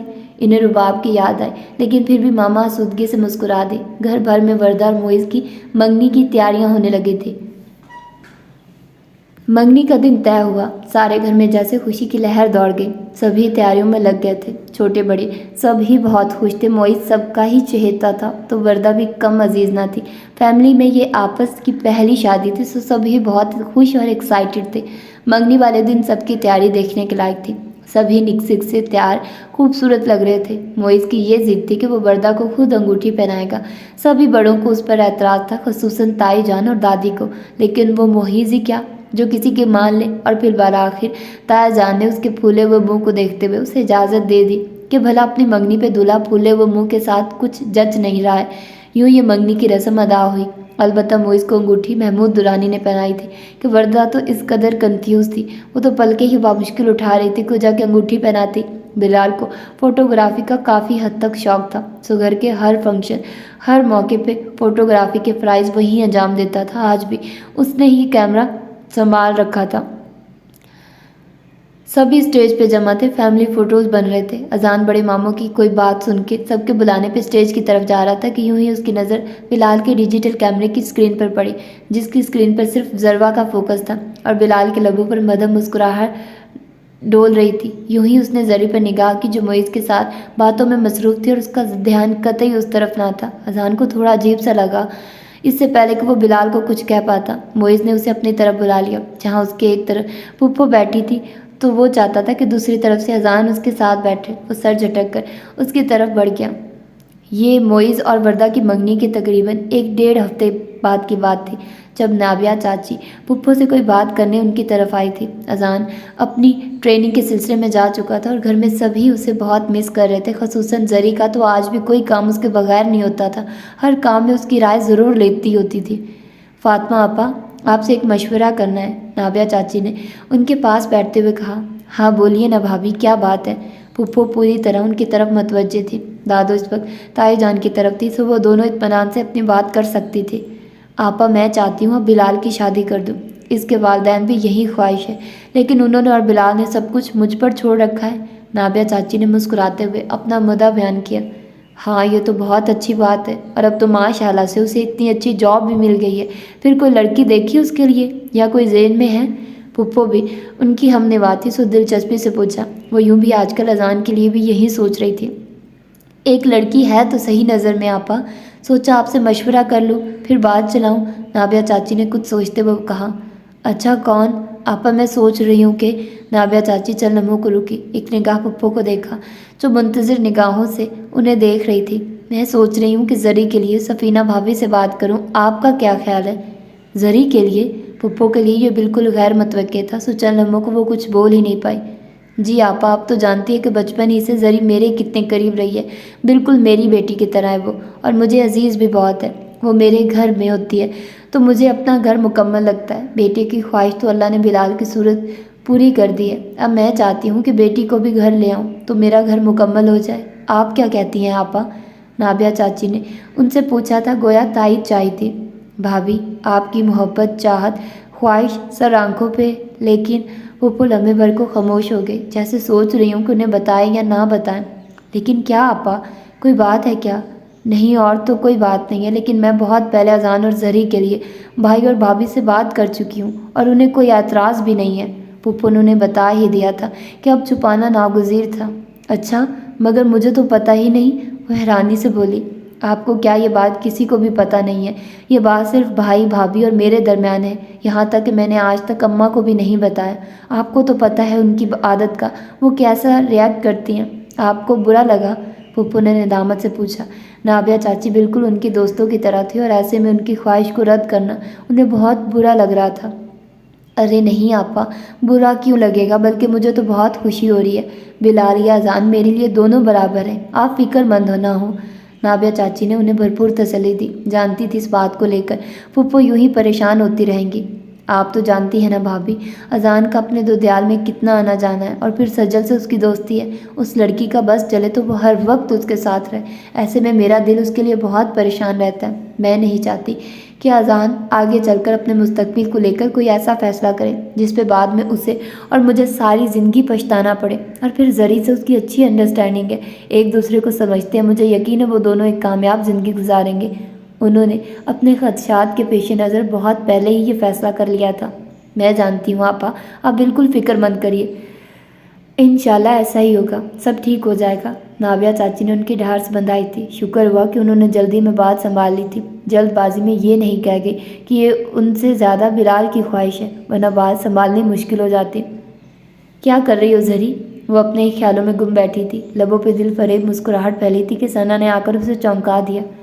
क्या सोच रही हो? सना ने उसके पास बैठते हुए कहा। कुछ भी नहीं, वो सीधी हो बैठी थी। बात ऐसी थी कि वो अभी किसी को भी बताना नहीं चाहती थी, सिर्फ खुद तक रखना चाहती थी। उस दिन जब वो नाबिया चाची को ढूंढती हुई पप्पू की तरफ आई तो वहाँ अपना नाम सुनकर वो बाहर ही रुक गई। वो यूँ चुपकर सुनना नहीं चाहती थी कि ये इंतहाई गलत हरकत है, मगर अपना नाम सुनकर वो गैर इरादी तौर पर वहाँ रुक गई थी। और जैसे वो पूरी बात सुनती गई उसे हैरत के साथ साथ खुशी भी हुई थी। अजान जो उसका अच्छा दोस्त था, हमेशा उसकी बात सुनता था, उसका इतना ख्याल रखता था, उसे हर बात में इतनी अहमियत देता था। पप्पू हमेशा के लिए उसे जरी की ज़िंदगी में शामिल करने का सोच रही हैं, ये एहसास ही उसके लिए बहुत खुशकुन था।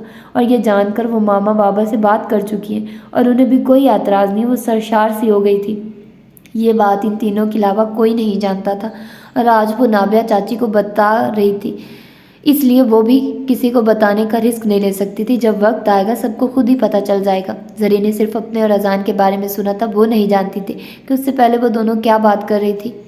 मोइज़ भाई की मंगनी की तस्वीरें आ गई हैं, सोचा मिलकर देखते हैं। सना ने एल्बम निकालते हुए उसे फिर से ख्यालों की दुनिया से निकाला। हाँ आओ देखते हैं। वो भी मुकम्मल तौर पर उसकी तरफ मुतवज्जे हो गई। कितने अच्छे लग रहे हैं ना? सना ने एक तस्वीर को देखते हुए रिमार्क्स दिए थे जिसमें तकरीबन सभी मौजूद थे। कौन? मोइज़ भाई ना? वाकई वो उस दिन माशाल्लाह बहुत अच्छे लग रहे थे। जरी का ध्यान मोइज़ की तरफ था। मैं मोइज़ भाई की बात नहीं कर रही। सना ने सर उठाकर उसे घूरा। फिर? जरी ने हैरत से पूछा। जवाब में सना ने तस्वीर पे एक जगह उंगली रख दी। इनकी बात कर रही हूँ। बिलाल भाई की? सना के अंदाज को देखकर जरी की चीख बेसाख्ता थी। सना ने इस बात में सर हिलाया। हाँ अच्छे लग रहे हैं वो भी। जरी की निगाहें अब अजान पे टिकी थी जो डार्क ब्राउन शर्ट में बहुत अच्छा लग रहा था। वो अंदाज सरसरी सा था। सिर्फ अच्छे, बहुत अच्छे लग रहे हैं और हमेशा ही लगते हैं, वो कहकर फिर तस्वीर की तरफ मुतवज्जे हो गई। सना इधर देखो मेरी तरफ। जरी ने उसे अपनी तरफ मुतवज्जे किया। मैं ठीक समझ रही हूँ क्या? जरी ने उसकी आंखों में देखा था। बिल्कुल, सना ने मुस्कुराते हुए इस बात में सर हिला दिया। دادو کی طبیعت آج کل بہت خراب رہنے لگی تھی۔ ان پہ ہلکا سا فالج کا اٹیک ہوا تھا۔ چند دن ہسپتال میں رہنے کے بعد وہ گھر آ چکی تھی، سو اب سبھی ان کی دیکھ بھال میں لگے تھے۔ پھپھو کے لیے جاب کے ساتھ ساتھ انہیں دیکھنا بہت مشکل ہوتا تھا۔ حالانکہ ملازمہ موجود تھی، مگر پھر بھی کسی گھر والے کا موجود رہنا ازحد ضروری تھا۔ تو ایسے میں سبھی باری باری ان کا خیال رکھ رہے تھے۔ تائی جان اور ثنا تو بس کبھی کبھار ہی انہیں دیکھنے آتی تھی، اور وہ بھی کھڑے کھڑے، اور سفینہ چاچی اور نابیہ چاچی تو کام کاج سے فارغ ہو کر ہر وقت ہی ان کے پاس موجود رہتی تھی، اور رات میں وردہ اور زری میں سے کوئی نہ کوئی ان کے پاس ضرور رکتا تھا۔ وردہ تو پڑھائی سے فارغ تھی، لیکن زری کو صبح کالج بھی جانا ہوتا تھا، سو وہ کالج کے بعد آ کر سارا وقت دادو کے ساتھ ہی گزارتی تھی۔ ہاں، رات میں کم ہی رکتی تھی، مگر چھٹی والے دن ضرور رکتی۔ دادو اب سارا وقت ان بہنوں کو دعائیں ہی دیتی تھی۔ وہ زبان سے کچھ نہیں بولتی تھی، مگر اب وہ اچھی طرح جان چکی تھی کہ کون صحیح ہے اور کون غلط۔ اب ان ماں بیٹیوں سے بات کرتے وقت ان کی زبان پر طنز نہیں ہوتا تھا، وہ بہت پیار اور حلاوت سے بات کرتی تھی۔ رباب بھی کتنی بار انہیں دیکھنے آئی۔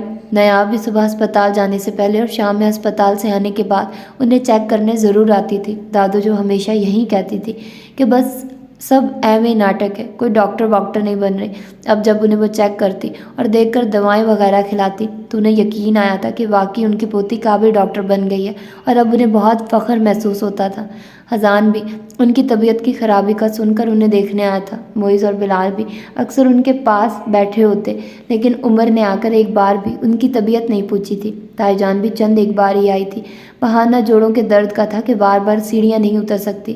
وہ وقت بھول گئی تھی جب ساس کے کان بھرنے کے لیے دن میں کہیں بار سیڑھیاں اترا اور چڑھا کرتی۔ اس وقت جوڑوں کا درد کہاں گیا تھا؟ اب جب بوڑھی ساس ایک ایک پل ان کا انتظار کیا کرتی تو اب انہیں سیڑھیاں اترنا دوبھر لگ رہا تھا، اور بچوں کو بھی منع کرتی تھی۔ معیز تو کم ہی ان کی سنتا تھا، البتہ ثنا ماں کے کہنے میں آ جاتی تھی، اور شاید یہی وجہ تھی کہ دادو کی بیماری بہترین علاج کے باوجود دن بدن بڑھتی ہی جا رہی تھی، اور پھر گرمیوں کی ایک تپتی دوپہر میں دادو اپنی بیماری سے لڑتے لڑتے ہار گئی، یا اپنوں کے غم نے انہیں ہرا دیا، جنہیں وہ ساری زندگی سب سے زیادہ اپنا سمجھتی رہی تھی، اور جن سے وہ عمر بھر دور بھاگتی رہی، وہ آخری گھڑی تک ان کے سرہانے بیٹھے تھے۔ دادو کے انتقال کو تقریباً 2 ماہ ہو گئے تھے، اور ان کے بعد پہلی مرتبہ تائی جان نے محمود درانی کے پورشن میں قدم رکھا تھا۔ اتفاق سے آج رباب بھی آئی ہوئی تھی۔ تائی جان زری کے لیے کوئی رشتہ لے کر آئی تھی، اپنے کسی بھانجے بھتیجے کا جو عرصے سے ملک سے باہر تھا، اور اس دوران اس قدر کم آیا تھا اپنے گھر کہ شاید اس کے اپنے گھر والوں کو بھی اس کی شکل بھول چکی تھی، اور انہیں کچھ پتہ نہیں تھا کہ وہ وہاں کیا کرتا ہے، کہاں رہتا ہے، کیا جاب کرتا ہے اور کریکٹر کا کیسا ہے۔ بس ان کے نزدیک یہ بات بڑی تھی، لڑکا ملک سے باہر ہے اور شادی کرنے یہاں آئے گا، اور شادی کے بعد بیوی کو لے کر جائے گا۔ رباب اور سفینہ نے خاموشی سے ان کی بات سنی تھی۔ اس وقت گھر پہ وہ دونوں ہی تھی۔ نیاب ہسپتال گئی ہوئی تھی، وردہ نے ماسٹرز میں ایڈمیشن لے لیا تھا، وہ یونیورسٹی گئی ہوئی تھی، اور ضربہ کالج اس کے فائنل ایگزام ہو رہے تھے۔ مجھے تو جیسے اس رشتے کا پتہ چلا، میں نے تو فوراً ہی سوچا کہ زری کے لیے نہایت مناسب رہے گا۔ تائی جان تو گویا اپنی طرف سے بات طے کیے بیٹھی تھی۔ اور آپ کو ایسا کیوں لگا تائی جان؟ رباب نے لمحے بھر کو انہیں دیکھا، پھر پوچھا۔ تو برائی کیا ہے؟ تائی جان نے چائے کا کپ لبوں سے لگا لیا جو ابھی سفینہ نے آگے رکھا تھا۔ معاف کیجیے گا تائی جان کہ آپ کے خاندان کے سارے ادھیڑ عمر اور آوارہ مرد ہم بہنوں کے لیے ہی رہ گئے ہیں۔ رباب کو ویسے ہی ان پر غصہ رہتا تھا، سو وہ آج برداشت نہ کر سکی۔ کیا بات ہے، کیا مطلب ہے تمہارا رباب؟ اب اتنی بھی عمر کیا ہو گئی ہے اس کی؟ تمہارے شوہر کی عمر کا ہوگا زیادہ سے زیادہ، اور کیا اس میں برائی کیا ہے؟ میرا شوہر آج تک میری عمر سے میل نہ کھا سکا، تو اس کی عمر کا مرد زری سے کیسے میل کھاتا ہے؟ آپ شاید بھول رہی ہیں، وہ سب سے چھوٹی ہے، اس کے اور میرے بیچ 2 بہنیں اور ہیں۔ تائی جان، رباب کا جی چاہا کہ ان کے سب حساب برابر کر دیں، اس کی زندگی برباد کر کے انہیں چین نہیں ملا تھا کہ وہ اب زری کے پیچھے پڑی تھی۔ تو مرد کی عمر کون دیکھتا ہے بی بی؟ تم کون سا اپنے گھر میں ناخوش ہو؟ بس ایک اولاد کی کمی ہے، باقی تو تم عیش کر رہی ہو۔ تائی جان خاصے غصے سے بولی۔ تو کیا مرد کی آوارگی دیکھتے ہیں، اس کا غلط چال چلن دیکھتے ہیں؟ یہ دیکھتے ہیں کہ اس کی صحبت کتنی خراب ہے؟ یہ دیکھتے ہیں کہ وہ جتنا خراب مرد ہوگا اتنا اچھا شوہر ہوگا؟ اگر آپ کی نزدیک یہ سب اچھائیاں ہیں تو آپ ثنا کی کیوں نہیں کر دیتی؟ وہ بھی تو زری کی ہی عمر کی ہے۔ اور رہی بات میری، تو آپ نے میری زندگی برباد کرنا تھی سو کر دی، اور یہ جو آپ مجھے بے اولادی کے طعنے دیتی ہیں نا، تو آج میں آپ کو بتا دوں کہ خرابی مجھ میں نہیں، آپ کے لائے ہوئے اس بہترین مرد میں ہے، اور وہ اس بات کو ماننے سے انکاری ہے۔ یہ قصور میرا نہیں ہے اور نہ ہی میری ماں کا، کیونکہ اس نے بیٹیاں ضرور پیدا کی ہیں لیکن وہ بانجھ نہیں ہے، اور نہ ہی اس نے مجھے بانجھ پیدا کی ہے۔ یہ قصور اس بہترین مرد کا ہے۔ اگر میں چپ ہوں تو صرف اپنے ماں باپ اور بہنوں کی وجہ سے، کہ میری وجہ سے انہیں کوئی دکھ نہ پہنچے، اور اگر آپ کو یہ ڈر ہے کہ کہیں معیز کی عمر بھی زری کے لیے نہ کہہ دے، تو میں آپ کو یقین دلاتی ہوں کہ ایسا نہیں ہوگا، مگر خدا کے لیے آپ زری کے ساتھ یہ دشمنی نہ کریے۔ بولتے بولتے رباب کی آنکھوں سے آنسو قطار قطار گرنے لگے تھے، وہ ہانپنے لگی تھی۔ بھابھی آپ پلیز جائیے، رباب بالکل ٹھیک کہہ رہی ہے، ہمیں اگر زری کے لیے سوچنا ہوگا تو ہم خود سوچ لیں گے۔ وہ بیٹی کی حالت دیکھ کر گھبرا گئی۔ ڈرامہ! تائی جان جاتے جاتے بھی نفرت سے انکارہ بھر گئی تھی۔ سچ تو یہی تھا کہ جب سے معیز نے وردہ کے لیے ضد کی تھی، انہیں دھڑکا سا لگ گیا تھا کہ کہیں عمر بھی بھائی کے نقش قدم پہ نہ چل پڑے، اور اس ڈر کی وجہ سے وہ آج یہاں آئی تھی۔ حالانکہ وہ رشتہ قابل قبول کیا قابل ذکر بھی نہ تھا۔ گھر والے اس لڑکی کی شادی صرف اس لیے کرنا چاہتے تھے تاکہ وہ عیاشیوں کو چھوڑ دے، مگر یہاں رباب کی باتیں سن کر وہ اپنا منہ لے کے رہ گئی۔ رباب بچے! سفینہ نے اسے سینے سے لگا لیا۔ وہ ماں کے سینے سے لگتے ہی بلک بلک کے رو پڑی۔ بیٹے تم نے کبھی کچھ نہیں بتایا، اتنا کچھ اکیلے ہی برداشت کر لیا، اتنا پرایا سمجھ لیا ہمیں۔ ماما نے اس کی پیشانی پہ بوسہ دیا تھا، ایسی صبر والی ان کی بیٹی کہ آج تک منہ سے بھاپ تک نہ نکالی۔ ان کا کلیجہ منہ کو آ رہا تھا۔ کیا بتاتی ماما، جو ہونا تھا وہ تو ہو چکا ہے، میرا تو وجود ہی لہو لہان ہے، کون سے زخم دکھاتی آپ کو۔ سچ ہے، اس نے کبھی اپنے منہ سے ایک لفظ نہیں کہا تھا۔ سب دیکھتے تھے، سمجھتے تھے، پوچھتے بھی تھے کہ وہ ناخوش دیکھتی ہے، لیکن وہ ٹال دیتی۔ اس نے کبھی کوئی شکایت نہیں کی تھی۔ میں تو آج بھی نہ کہتی اگر تائی جان زری کے لیے وہ رشتہ نہ لاتی۔ میرا تو خون کھول اٹھا ان کی باتیں سن کر۔ وہ ہوتی کون ہے ہمارے مستقبل کے فیصلے کرنے والی؟ مجھے تو وردہ اور معیز کی محبت چپ کرا گئی۔ میں تایا اور بابا کی وجہ سے چپ رہی، ورنہ میں وردہ کی شادی بھی کبھی وہاں نہ ہونے دیتی۔ وہ آنسو پونچھتے وہ ماں سے الگ ہوئی۔ لیکن معیز ایسا نہیں ہے بیٹا، وہ بہت الگ ہے، اور یہی بات مجھے مطمئن کرتی ہے۔ یہی بات سوچ کر تو میں خاموش ہو جاتی ہوں ماما۔ میری تو ہر لمحہ یہی دعا ہوتی ہے کہ اللہ میری بہنوں کی نصیب اچھے کرے۔ وہ کافی حد تک خود کو سنبھال چکی تھی۔ لیکن بیٹا مجھے تو بتاؤ، جو تم نے ابھی بڑی بھابھی سے کہا، کیا مجھ سے بھی چھپاؤ گی؟ ماما نے اس کے دونوں ہاتھ تھام کر اس کا رخ اپنی طرف پھیرا تھا۔ رہنے دے ماما، تکلیف ہوتی ہے، بس جیسی زندگی گزر رہی ہے گزرنے دے۔ بس آپ اللہ سے دعا کریے کہ اللہ میری مشکلیں آسان کر دے۔ رباب کی آواز پھر سے بھر آ گئی۔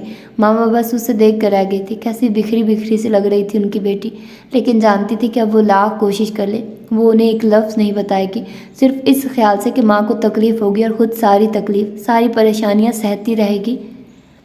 اذان کی ٹریننگ ختم ہو گئی تھی اور وہ اگلے ہفتے واپس آ رہا تھا۔ یہ بات سن کر ہی پھپھو نے فیصلہ کیا تھا کہ وہ باقاعدہ طور پر محمود بھائی سے زری کے لیے بات کریں گے، اور پھر جس طرح تائی جان آئے دن زری کے لیے نت نئے رشتے بتا رہی تھی، ایسے میں انہیں یہی مناسب لگا کہ وہ یہ بات ظاہر کر دے۔ سو آج انہوں نے بھائی اور بھابھی سے بات کر لی تھی، اور انہوں سے کوئی اعتراض ہی نہیں تھا، اور اعتراض کرنے والی کوئی بات بھی نہیں، سب سے بڑھ کر کہ یہ اذان ان کی پیاری لاڈلی بہن کا بیٹا تھا، اور انہیں بھی اپنے بیٹوں کی طرح ہی عزیز تھا۔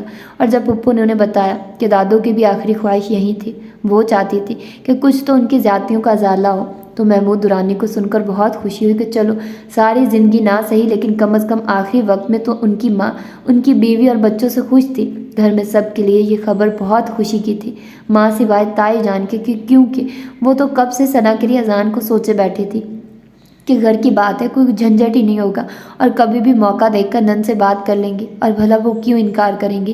لیکن افسوس وہ سوچتی رہ گئی، اور اس بار بھی سفینہ بازی لے گی۔ ایسا کیا ہے ان کی بیٹیوں میں جو ان کی بیٹی میں نہ تھا؟ یہ بات سوچتے ہوئے وہ اکثر یہ بات بھول جاتی تھی کہ انسان کی اچھی سوچ اور سچی نیت بھی ان سارے معاملات میں بہت کام آتی ہے۔ اذان تو یہاں تھا نہیں تو سب نے زری کو پکڑ لیا تھا اور مسلسل اسے تنگ کیے جا رہے تھے، جس میں سر فہرست معیز تھا، اور ہمیشہ ایسے موقعوں پہ چہکنے والا بلال اس وقت بالکل خاموش تھا اور کچھ شوق کی کیفیت میں تھا۔ نابیہ چاچی کو شکایتی نگاہوں سے دیکھ رہا تھا، جیسے کہہ رہا ہو کہ میں نے کتنا کہا تھا آپ کو کہ آپ بات کر لیں، لیکن آپ نے دیر کر دی۔ اور نابیہ چاچی نگاہ چرا رہی تھی۔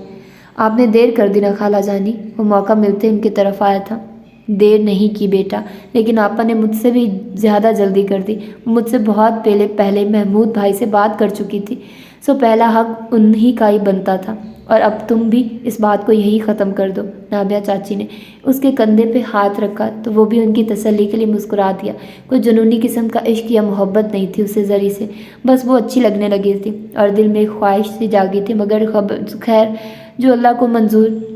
اس نے نابیہ چاچی کی بات کی راہ سے باندھ لی اور سر جھٹک کر معز کے بلانے پر ان سب کے پاس آ گیا۔ اذان واپس آیا تو سب کے لیے گفٹس لایا تھا۔ وہ سب اس وقت پھپھو کے لاؤنج میں جمع تھے۔ زری یہ تمہارے لیے۔ اس نے زری کی طرف اس کا گفٹ بڑھایا جو اس نے مسکرا کر تھام لیا تھا۔ وہ ہمیشہ کی طرح اس کے لیے چاکلیٹس اور اس کی پسند کی کچھ اور چیزیں لایا تھا۔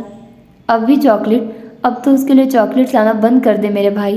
حسب توقع معز کی زبان میں کھجلی ہوئی۔ زری نے مسکرا کر سر جھکا لیا اور اذان نہ سمجھی سے اس کی طرف دیکھ رہا تھا۔ کیا مطلب؟ اس نے معز سے پوچھا تھا۔ اذان بیٹے، یہ بلو پیکٹ کس کے لیے ہے؟ پھپھو نے معز کو خاموش رہنے کا اشارہ کرتے ہوئے اذان کا دھیان اپنی طرف کیا۔ وہ نہیں چاہتی تھی کہ اچانک اسے یہ بات پتہ چلے۔ انہوں نے سوچا تھا کہ وہ خود ہی کوئی موقع دیکھ کر اسے بتا دے گی۔ یہ سجل کے لیے ماما، اس نے منگوایا تھا، کل دے آؤں گا جا کے اسے۔ اس نے وہ پیکٹ اٹھا کر سائڈ پہ رکھ دیا۔ پھپھو کو سجل کا ذکر ناگوار گزرا تھا لیکن وہ خاموش رہی۔ وہیں اس کے ذکر پہ زری کے چہرے پہ ایک سایہ سا لہرا گیا۔ وہ بہت غور سے اذان کی طرف دیکھ رہی تھی جس کے چہرے پہ سجل کے ذکر پہ ایک چمک سی آ گئی تھی۔ تم اتنے چپ کیوں ہو بلال؟ کیا ہوا ہے؟ اذان نے کافی دیر سے خاموش بیٹھے بلال سے کہا۔ بلال کی نگاہیں زری کے چہرے پہ جمی تھی جس کا چہرہ اذان کو دیکھ کر کھل اٹھا تھا۔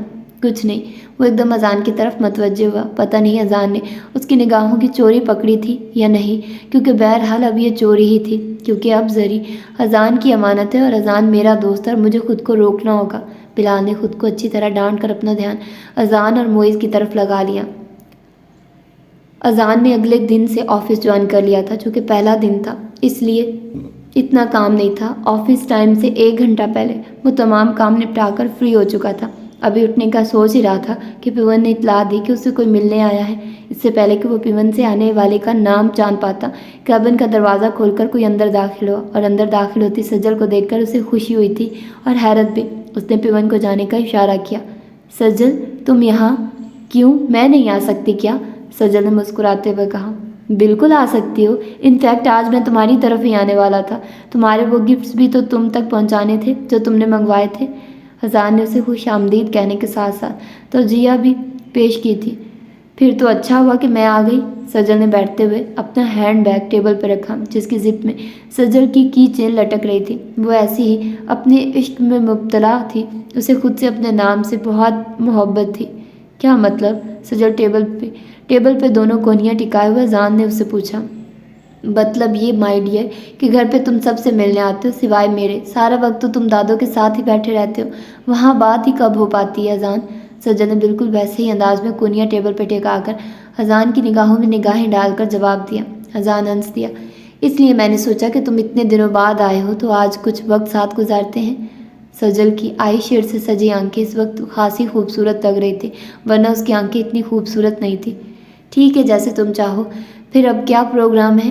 اذان نے بھی اس کے پروگرام میں اس کا ساتھ دیا تھا۔ سچ تھا کہ آج اس کا بھی دل چاہ رہا تھا کہ وہ آج سجل سے ملے، ورنہ عموماً وہی اس سے ملنے آتی تھی، کال بھی زیادہ وہیں کرتی تھی۔ اوکے، پھر یہ پروگرام یہ ہے کہ تھوڑی دیر گھومیں گے پھریں گے، تھوڑی سی شاپنگ کریں گے، پھر کسی اچھی سی جگہ ڈنر کریں گے، ٹھیک ہے؟ ٹھیک ہے۔ ویسے مائی ڈیئر کزن، تمہاری کبھی بھی کوئی بات شاپنگ کے بغیر پوری ہو سکتی ہے؟ اذان نے اسے چھیڑا۔ بالکل بھی نہیں، سجل نے اسے آنکھیں دکھائی تھی۔ چلو اٹھو، اب دیر مت کرو۔ سجل خود بھی اٹھ کھڑی ہوئی اور اسے بھی بازو سے پکڑ کر کھڑا کر دیا تھا۔ ارے بابا چلو۔ وہ بھی اپنا موبائل اور گاڑی کی چابی اٹھا کر کھڑا ہو گیا۔ اس دن وہ ایک بھرپور شام سجل کے ساتھ گزار کر گھر لوٹا تو بہت خوش تھا۔ اس نے سجل سے وعدہ کیا تھا کہ وہ بہت جلد ماما سے اس کے بارے میں بات کرے گا۔ یوں ہی مسکراتے ہوئے وہ گھر میں داخل ہوا تو اپنے پورشن کی طرف جاتے ہوئے اسے زری دکھائی دی۔ وہ ہمیشہ کی طرح شرارت سے اس کی ناک دباتا اندر چلا آیا، لیکن زری کے چہرے پہ پھیلتے رنگوں نے اسے حیران کر دیا تھا۔ اسے کیا ہوا ہے؟ وہ کتنے ہی پل سوچتا رہا۔ اتنا کام کیوں کرتی ہے ماما، تھک جائیں گی؟ اذان ماما کو لاؤنج میں بیٹھا دیکھ کر وہیں آ گیا۔ وہ اپنے کالج کے کسی کام میں مصروف تھی۔ کتنے دن ہو گئے تھے اذان کو یہ سوچتے ہوئے کہ ماما سے سجل کے متعلق بات کرے گا، لیکن موقع ہی نہیں مل رہا تھا۔ مگر آج اس نے ماما سے بات کرنے کا پکا ارادہ کر لیا تھا۔ وہ ماما کے پاس ہی بیٹھ گیا۔ ماما نے مسکرا کر اسے دیکھا اور پھر سے اپنی نگاہیں فائل پہ جما دی۔ ماما اب آپ پہ جاب چھوڑ دینا۔ لمحہ بھر ماما کو دیکھتے ہوئے اذان نے کہا، کیوں بھائی، آج بیٹھے بٹھائے میرے بیٹے کو یہ خیال کیوں آ گیا؟ ماما نے محبت سے اپنے خوبرو بیٹے کو دیکھا جس میں زیادہ تر شباہت اپنے بابا کی تھی۔ وہ اس لیے ماما کہ بیٹے کو اتنی اچھی جاب جو مل گئی ہے، اور یہ میری خواہش ہے کہ ماما اب آپ یہ جاب چھوڑ دیں، اتنا کام نہ کیا کریں۔ اذان نے لاڈ سے ان کے کندھے پہ سر رکھ دیا۔ جانی، چند سال تو رہ گئے میری ریٹائرمنٹ میں، پھر تو میں سارا دن تمہارے سر پر سوار ہوں گی، اور پھر تم سوچو گے کہ ماما تو جاب کرتی ہوئی ہی اچھی تھی۔ ماما نے آخری فائل بھی دیکھ کر رکھی اور مکمل طور پر اس کی طرف متوجہ تھی۔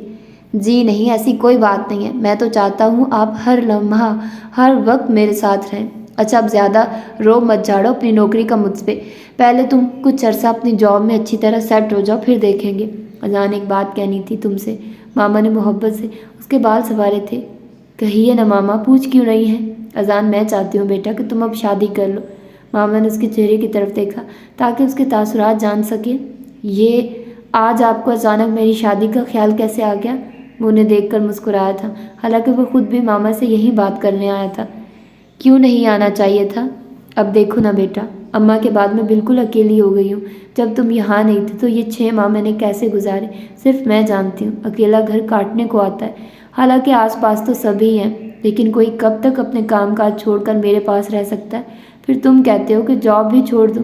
اب جاب چھوڑنے کے لیے کوئی معقول بہانہ بھی تو ہونا چاہیے نا۔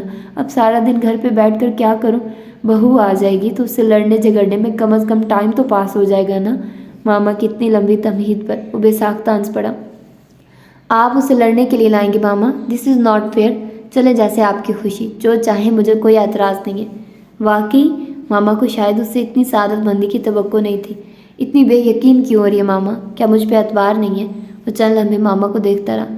بالکل ہے میری جان، اس لیے تو میں نے تمہارے لیے لڑکی بھی پسند کر لی ہے اور تمہاری بات بھی فائنل کر دی ہے، اور مجھے پورا یقین ہے کہ تم اس کے ساتھ بہت خوش رہو گے۔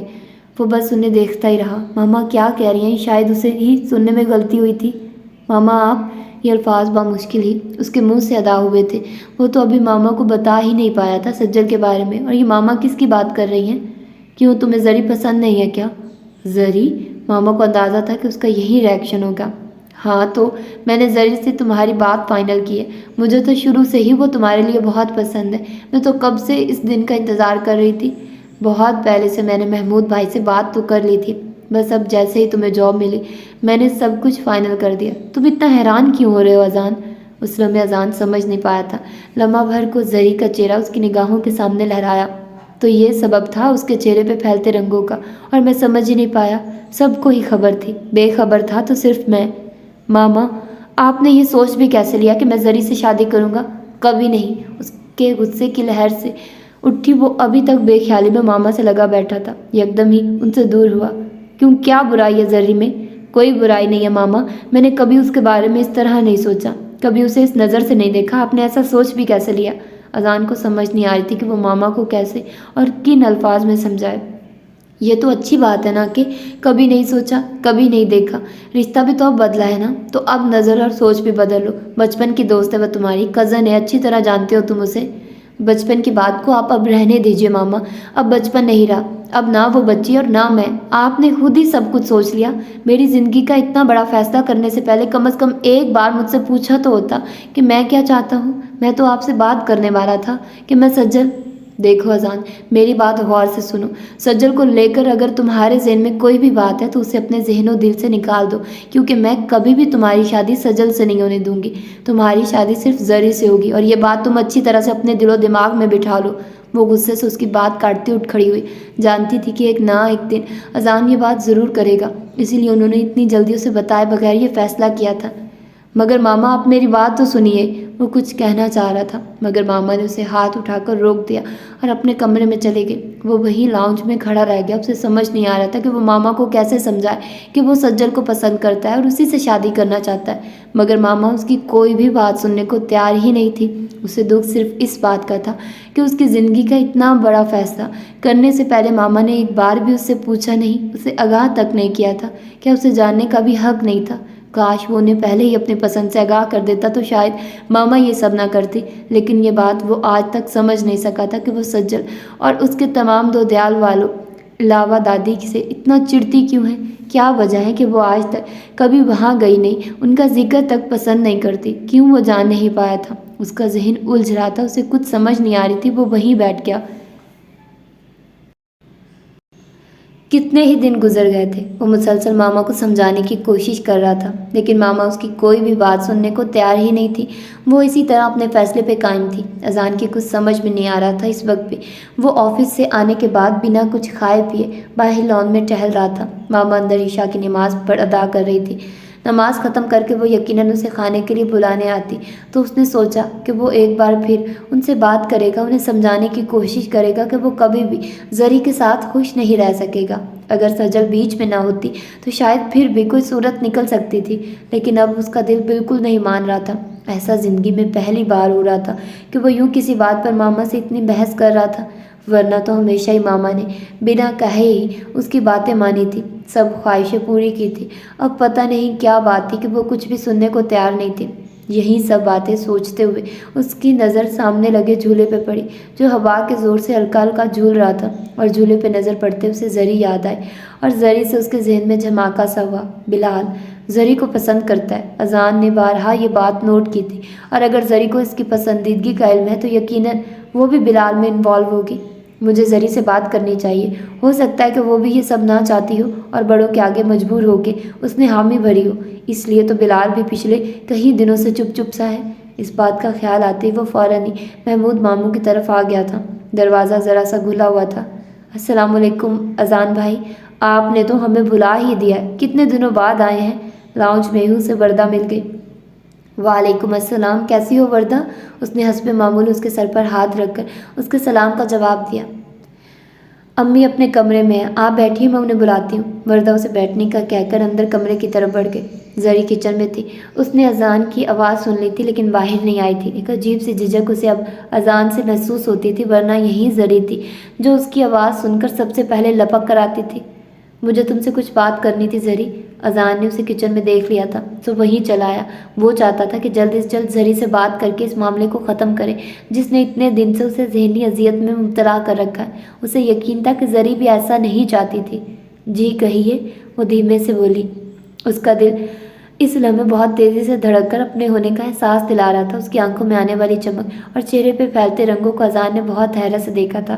یہ وہ زری ہرگز نہیں تھی جسے وہ جانتا تھا، جسے وہ آسانی سے ہر بات کر لیا کرتا تھا، جو اس کا بازو تھام کر آسانی سے لاڑ سے اپنی فرمائشیں کر لیا کرتی تھی۔ یہ تو کوئی اور ہی تھی جس کے چہرے کا ایک ایک نقش گواہی دے رہا تھا کہ قوس قزح کے پھیلتے یہ رنگ بے معنی بے مقصد نہیں ہے، ان کے پیچھے محبت چھپی ہے۔ وہ کتنے ہی لمحے خاموشی سے اسے دیکھتا رہا۔ تو کیا اس نے اس نئے رشتے کو قبول کر لیا؟ وہ اپنی محبت بھول گئی۔ وہ منتظر اس کے سامنے لرزتی پل کے لیے کھڑی تھی۔ میں یہ کہنا چاہتا تھا کہ کتنے لمحے بعد وہ کہہ پایا، ارے اذان بیٹا آیا ہے، بڑے دنوں بعد آئے ہو یار، کہاں ہوتے ہو؟ اپنے ماموں سے کوئی ناراضی ہے کیا؟ بات ابھی اس کے لبوں پر ہی تھی کہ محمود ماموں نے اپنے کمرے سے نکلتے ہوئے اسے متوجہ کیا۔ اس کی بات لبوں پر ہی دم توڑ گئی تھی۔ مامی اور ماموں اس سے بالکل ویسے ہی بات کر رہے تھے جیسے ہمیشہ کیا کرتے تھے۔ پھر بدلا کیا تھا؟ اس دن وہ الجھا سا کافی دیر تک ماموں اور مامی کے ساتھ زبردستی بیٹھا رہا۔ زری دوبارہ اس کے سامنے نہیں آئی تھی۔ چائے بھی وردہ ہی لے کر آئی تھی۔ بامشکل وہ چائے ختم کر کے وہ اٹھ کھڑا ہوا۔ ماموں اصرار کر رہے تھے کہ وہ کھانا ان کے ساتھ کھائے، لیکن وہ وہاں سے اٹھ آیا تھا، مگر گھر جانے کے بجائے گھر سے ہی باہر نکل آیا۔ اس کا دل و دماغ دونوں ہی اس وقت بڑی الجھن کا شکار تھے۔ وہ کیا کرے؟ اسے کچھ سمجھ نہیں آ رہا تھا۔ اگر زری بلال کو پسند کرتی ہے تو پھر یہ سب کیا ہے؟ معیز یہاں نہیں تھا، وہ تائی جان کے ساتھ ان کے کسی عزیز کی شادی میں شہر سے باہر گیا ہوا تھا، ورنہ اس سے ہی اپنے دل کی بات کہہ کر وہ دل ہلکا کر لیتا۔ وہ بنا مقصد سڑکوں پہ چل رہا تھا، اس کا دل گھر واپس جانے کو نہیں کر رہا تھا۔ اس رات وہ زندگی میں پہلی بار رات 12:30 بجے گھر میں داخل ہوا۔ ماما اس کے انتظار میں بیٹھی تھی۔ وہ جانتا تھا کہ ماما اس کا انتظار کر رہی ہوں گی۔ وہ اس کے بغیر کھانا بھی نہیں کھاتی تھی، یہ بھی جانتا تھا۔ وہ جانتا تھا کہ وہ اس سے کچھ کہے فکر مندی سے پوچھیں گی کہ وہ اتنی دیر کہاں رہا، لیکن وہ اسے ایک نگاہ دے کر کچھ بھی کہے بنا چپ چاپ اٹھ کر اپنے کمرے میں چلی گئی۔ وہ انتہائی دل برداشتہ ہو کر اپنے کمرے میں چلا آیا۔ اس پوری رات وہ سو نہیں سکا تھا۔ تمہیں اندازہ ہے تم کیا کہہ رہے ہو؟ ایسا کیسے ہو سکتا ہے اذان؟ سجل اس کی پوری بات سننے کے بعد بولی تھی۔ اور اذان جانتا تھا کہ سجل کا ریاکشن یہی ہوگا۔ اذان کو سمجھ نہیں آ رہا تھا کہ وہ یہ بات کس سے شیئر کرے، سو آج وہ آفس کے بعد سجل کے ساتھ باہر آ گیا تاکہ ساری بات اسے بتا سکے اور اس کے ساتھ مل کر یہ بھی سوچ سکے کہ اب آگے کیا کرنا ہے۔ ایسا ہی ہے سجل، ماما میری کوئی بھی بات سننے کو تیار ہی نہیں ہے، وہ فیصلہ کر چکی ہے اور اب اپنے فیصلے سے 1 انچ بھی پیچھے نہیں ہٹیں گی۔ میں اپنی ماما کو جانتا ہوں، وہ فیصلہ کرنے میں اتنی ہی سخت ہے۔ اذان نے اسے پھر سے وہی جواب دیا تھا جو اس سے پہلے بھی دے چکا تھا۔ تو اب کیا ہوگا اذان؟ میں یہ سب برداشت نہیں کر سکتی، ان سے پھر سے بات کرو نا پلیز، میری خاطر۔ سجل بھی اس کی باتیں سن کر پریشان ہو گئی تھی۔ تو میں اور کیا کر رہا ہوں؟ اتنے دنوں سے انہیں سمجھانے کی، ان سے بات کرنے کی کوشش تو کر رہا ہوں۔ اب اذان ذرا سا جھنجھلا گیا۔ لیکن وہ تو تمہارا نام بھی سننے کو تیار نہیں ہے، تو تم بتاؤ میں کیا کروں؟ مجھے پتا تھا یہی ہوگا، وہ کبھی نہیں مانیں گی۔ پتہ نہیں انہیں ہم لوگوں سے پرابلم کیا ہے۔ ماما کے ذکر پہ سجل کے چہرے پہ عجیب ناگوار سا تاثر تھا، جسے اذان اپنی الجھن میں محسوس نہیں کر سکا، ورنہ ضرور نوٹ کرتا اور شاید اسے ٹوک بھی دیتا۔ لیکن اذان، میں تمہیں کبھی بھی کسی اور کا ہوتے ہوئے نہیں دیکھ سکتی، تم یہ بات اچھی طرح سمجھ لو اور اپنی ماما کو بھی سمجھا دو۔ محبت کرتی ہوں میں تم سے اور تم مجھ سے، ہمیں اتنی آسانی سے کوئی الگ نہیں کر سکتا۔ سجل کی آنکھیں ایک پل کو جھلملا گئی، یا اذان کو ایسا محسوس ہوا تھا۔ مجھے احساس ہے اس بات کا، تم فکر مت کرو، میں کچھ کرتا ہوں۔ اس نے اپنے ہاتھ پہ رکھ کے سجل کے ہاتھ کو دیکھا اور تھپ تھپا کر اسے تسلی دی۔ محمود بھائی دونوں بچیوں کے ساتھ شادی کرنا چاہتے ہیں، میں نے تو کہہ دیا، مجھے کوئی اعتراض نہیں ہے۔ تم بتاؤ کیا کہتے ہو؟ رات کا کھانا کھاتے ہوئے ماما نے پھر وہی بات چھیڑ دی تھی جس سے اب اذان چڑھنے لگا تھا۔ وہ بنا جواب دیے خاموشی سے کھانا کھاتا رہا۔ اذان، میں تم سے بات کر رہی ہوں بیٹا، ماما نے پھر سے اسے پکارا۔ مجھے اس ٹاپک پہ کوئی بات نہیں کرنی ماما، بالآخر اسے جواب دینا ہی پڑا۔ ٹھیک ہے، پھر ہم لوگ مل کر بیٹھ کر خود ہی کوئی اچھی سی تاریخ طے کر لیں گے۔ انہیں جیسے کوئی فرق ہی نہیں پڑا تھا، وہ انہیں دیکھ کر سوچتا رہا کہ اب کیا کہے۔ ماما، میں یہ شادی نہیں کروں گا، میں صرف سجل سے شادی کرنا چاہتا ہوں اور یہ میرا آخری فیصلہ ہے۔ اس نے گھما پھرا کر بات کرنے کے بجائے 2 ٹوک بات کی تھی۔ ٹھیک ہے، مجھے کوئی اعتراض نہیں ہے، یہ ماما نے کہا ہے۔ وہ بے یقینی سے انہیں دیکھ رہا تھا، کیا اسے خوش ہونا چاہیے یا ابھی نہیں؟ ہاں، تم سجل سے شادی کر سکتے ہو اذان، لیکن اس کے بعد تمہارا مجھ سے عمر بھر کے لیے کوئی تعلق نہیں ہوگا اور تمہیں اس گھر سے بھی جانا ہوگا اذان، اور یہ میرا آخری فیصلہ ہے، وہ حتمی انداز میں کہتی ہوئی اٹھ کھڑی ہوئی۔ یہ ماما کے الفاظ تھے، اس نے کیا وہی سنا تھا جو انہوں نے کہا تھا، یا یہ اس کا وہم تھا؟ اسے یقین نہیں آ رہا تھا، یا اسے اتنا بھی حق نہیں تھا کہ وہ اپنی پسند سے زندگی گزار سکے اپنی مرضی کی لڑکی کے ساتھ، اور بدلے میں اتنی کڑی سزا؟ اس کا دل یکدم ہی بہت برا ہوا۔ کیا کوئی ماں اپنی اولاد سے اتنا سخت رویہ رکھ سکتی ہے، اور وہ بھی اکلوتی اولاد سے؟ ایسی کتنی ہی ان گنت سوچیں اس وقت اس کے ذہن میں آ رہی تھی۔ وہ نہ جانے کتنے ہی لمحے وہیں بیٹھا رہتا۔ اگر وہ اپنے کمرے میں جاتی، ماما کو لڑکھڑاتے ہوئے نہ دیکھ لیتا۔ وہ چند قدم چلنے کے بعد لڑکھڑائی تھی، اس سے پہلے کہ وہ گر پڑتی۔ اذان نے انتہائی تیزی سے اٹھ کر بھاگتے ہوئے انہیں تھام لیا، انہیں شاید چکر آ گیا تھا۔ ماما آپ ٹھیک ہیں؟ انہیں پسینہ بھی آ رہا تھا، وہ ہارٹ پیشنٹ تھی اور ان کا BP بھی کنٹرول میں نہیں رہتا تھا۔ ذرا سی لاپرواہی ان کے لیے نقصان دہ ثابت ہو سکتی تھی، اور وہ یہ بات کیوں بھول گیا تھا؟ مگر یہ کیا ماما نے اپنے کندھوں پہ رکھے اس کے ہاتھ جھٹک دیے تھے اور بنا اسے جواب دیے اپنے کمرے میں چلی گئی تھی؟ وہ وہیں کھڑا رہ گیا۔ وہ اپنی ماں سے بے انتہا محبت کرتا تھا، چاہے کچھ بھی ہو، اس کے لیے اپنی ماما سے بڑھ کر کچھ نہیں ہے۔ جس طرح انہوں نے بابا کے بعد اس کی پرورش کی، اسے کبھی کسی کمی کا احساس نہیں ہونے دیا۔ ہر ممکن کوشش کی کہ اسے زندگی کے کسی موڑ پہ باپ کی کمی محسوس نہ ہو۔ اس کی ہر صحیح غلط بات مانی۔ وہ اگر آج ایک کامیاب انسان ہے تو اس میں صرف اپنی ماں کی وجہ سے ہے، تو کیا وہ ان کی بات نہیں مان سکتا، ان کی خواہش نہیں پوری کر سکتا، اپنے دل کو نہیں مار سکتا؟ ماں باپ بھی تو بہت بار اولاد کی خاطر اپنے دل کو مار لیتے ہیں، تو پھر میں کیوں نہیں؟ زندگی میں ہمیں بہت سے کام دوسروں کی خوشی کے لیے بھی کرنے پڑتے ہیں، اور اگر انہیں کچھ ہو گیا تو اس سے آگے وہ سوچ نہیں پایا تھا۔ اس نے وہیں کھڑے کھڑے فیصلہ کر لیا تھا، اپنی ماں کی زندگی بات ماننے کا فیصلہ، صرف ماما کی خاطر، اپنے دل کو مارنے کا فیصلہ، صرف ماما کی خاطر۔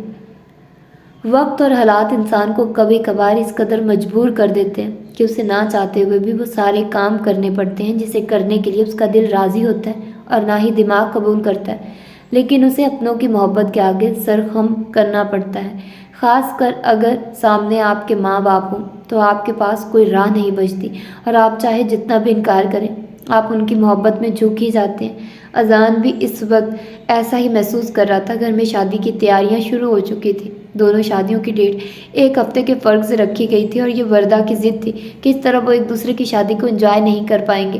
یوں معیز اور وردہ کی شادی ایک ہفتہ پہلے ہو رہی تھی اور ایک ہفتے بعد اذان اور زری کی۔ ان چاروں میں سے 3 لوگ اپنی آنے والی زندگی کو لے کر بہت خوش تھے اور انہوں نے کتنے ہی خواب سجائے تھے، اور اگر ناخوش تھا تو صرف اذان، اور یہ بات گھر میں سوائے پھپھو اور اذان کے کوئی اور نہیں جانتا تھا۔ وہ بے دلی سے ہر کام میں شریک ہو رہا تھا کیونکہ معیز اور بلال اسے ساتھ گھسیٹ ہی لیتے تھے۔ اس نے آفس سے چھٹی لینے کی بھی ضرورت نہیں سمجھی تھی۔ کون سا وہ اس شادی سے خوش ہے جو چھٹیاں لے کر وقت برباد کرتا؟ آدھا دن بلکہ اس سے بھی زیادہ ٹائم آفس میں گزار کر آتا تو پھر بھی گھر میں بھرپور ہنگامہ اس کا استقبال کرتا تھا۔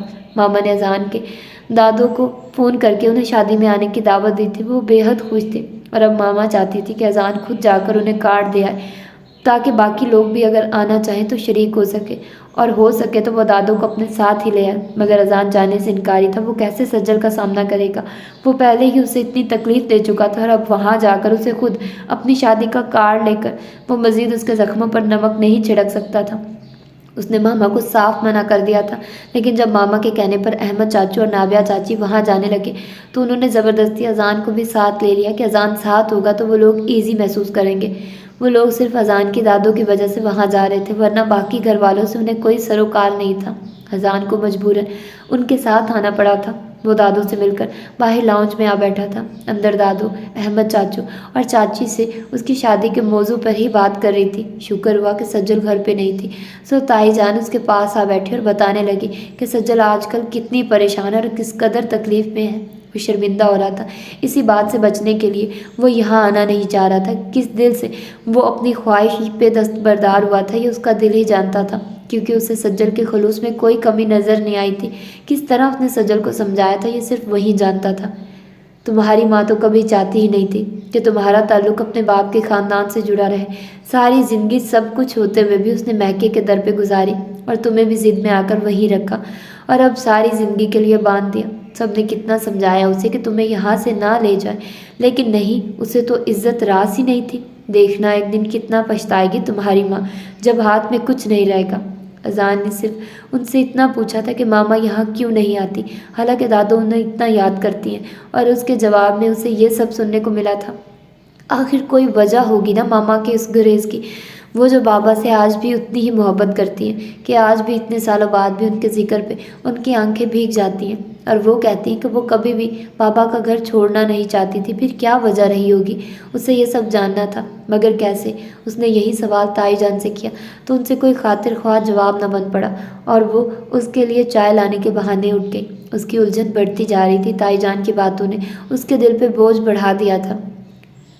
آج معیز اور وردہ کی مہندی تھی۔ پورا دورانی ہاؤس لائٹوں سے سجا تھا۔ تقریب کا اہتمام باہر لان میں کیا گیا تھا۔ اکتوبر کے آخری دن تھے جہاں راتیں طویل اور دن مختصر ہونا شروع ہو جاتے ہیں۔ گو کہ سردی میں اتنی شدت نہیں تھی، پھر بھی موسم قدرے خشک تھا۔ دونوں کا نکاح عصر اور مغرب کے درمیان ہو چکا، اس لیے مہندی کی تقریب مشترکہ ادا کی جاتی تھی۔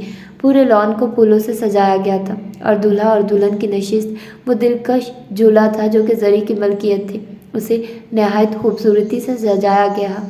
پھولوں اور لائٹوں کی آمیزش سے اس کی خوبصورتی دگنی ہو گئی تھی۔ معیز کاٹن کے وائٹ سوٹ میں گلے میں سرخ چنری کا دوپٹہ ڈالے بے پناہ خوش تھا۔ وردہ بھی گرین کلر کے بنارسی گھرارے جس کے ساتھ پیلے رنگ کا دوپٹہ اور کرتی تھی جس پہ نفیس کام بنا ہوا تھا، پھولوں کا زیور پہنے بے پناہ حسین لگ رہی تھی۔ یہ جوڑ اس کے لیے زری نے پسند کیا تھا۔ اذان بھلے جتنا بھی ناخوش سہی، لیکن وہ معیز کی خوشی میں اس کے ساتھ پورے دل سے شریک تھا۔ بلیک کلر کے شلوار کرتے میں گلے میں معیز جیسا سرخ چنری کا دوپٹہ ڈالے اذان بے پناہ دلکش لگ رہا تھا، گو کہ اس کی بری آنکھوں میں اداسی نے ڈیرا ڈال رکھا تھا، پھر بھی وہ مسلسل معیز کے ساتھ تھا۔ دوسری طرف بلال تھا۔ زری اس طرف آنے کو جھجک رہی تھی جہاں اذان کھڑا تھا، کیونکہ وہاں چھوٹے بڑے اپنے پرائے تقریباً سبھی موجود تھے۔ حالانکہ ان کا کوئی باقاعدہ پردہ نہیں کرایا گیا تھا، مگر پھر بھی ایک فطری جھجک لازم تھی۔ کل تک وہ صرف اس کے بچپن کا ساتھی اور کزن، لیکن آج وہ اس کا ہونے والا شوہر تھا، سو جھجک فطری تھی، لیکن رباب اور نیاب کے ساتھ اسے رسم کے لیے آگے آنا ہی پڑا۔ ساری لڑکیوں نے مہندی کی مناسبت سے گرین یلو کپڑے پہن رکھے تھے، لیکن زری کو یلو کلر پسند نہیں تھا، سو اس وقت وہ ریڈ اور گرین چنری کے سوٹ میں سجی سوری بے پناہ حسین لگ رہی تھی۔ ریڈ کلر اس کی سبھی رنگت پہ بہت کھل رہا تھا۔ سٹیپس میں کٹے بال کمر تک آتے تھے، جنہیں اس وقت اس نے فرنچ ناٹ میں باندھ رکھا تھا۔ چہرے پہ شرم و حیا کے رنگ لیے وہ اس سمے بے پناہ حسین لگ رہی تھی۔ جسے ہی وہ آئی تو اسے دیکھ کر سب نے ہی اذان کی طرف دیکھا۔ وہ دھیمی مسکراہٹ کے ساتھ سر جھکا گئی، جبکہ اذان کا چہرہ بنا کسی تاثرات کے بالکل سپاٹ تھا۔ زری نے کتنی بار چپکے سے اس پہ نگاہ کی تھی، لیکن وہاں تو شوخی اور شرارت رقصہ تھی، نہ ہی لو دیتی نگاہیں اس کی منتظر تھی۔ وہاں تو سرے سے کچھ تھا ہی نہیں، لیکن وہ اس کی طرف متوجہ بھی نہیں تھا۔ وہ تو صرف موئز کی طرف متوجہ تھا، جیسے وہاں موئز کے علاوہ اور کوئی ہے ہی نہیں۔ اذان نے کتنی ہی بار زری کی نگاہوں کو خود پہ محسوس کیا۔ اسے الجھن سی ہو رہی تھی۔ اسے ایسا محسوس ہو رہا تھا کہ جیسے ان دونوں کو زبردستی ایک دوسرے سے نتھی کر گیا ہو، کیونکہ نہ تو زری ایسا چاہتی ہے اور نہ ہی وہ خود۔ وہ تو بلال کو پسند کرتی ہے۔ یکایک اس کا دل اس سارے ہنگامے سے بیزار ہو گیا تھا۔ وہ موئز کو کہہ کر وہاں سے دور آ گیا۔ لان میں ہنگامے سے دور کونے میں گلاب کے کنج کے پاس رکھی چند کرسیوں میں سے وہ ایک پہ بیٹھ گیا۔ وہ اپنی ہی کسی سوچ میں گم تھا کہ اس کی توجہ بجتے سیل فون نے اپنی طرف کھینچ لی۔ دوسری طرف سجل تھی۔ وہ اب بھی اسے اتنی ہی اپنائیت سے کال کرتی تھی۔ کتنی اچھی ہے سجل۔ اذان تو بہت ہی اسے کم فون کرتا تھا، اب تو بالکل ہی نہیں کرتا تھا، لیکن وہ اس سے اس قدر محبت کرتی تھی کہ اب بھی بنا کچھ جتائے اسے کال کرتی تھی اور بالکل پہلے کی طرح اسے بات کرتی تھی جیسے کچھ ہوا ہی نہ ہو۔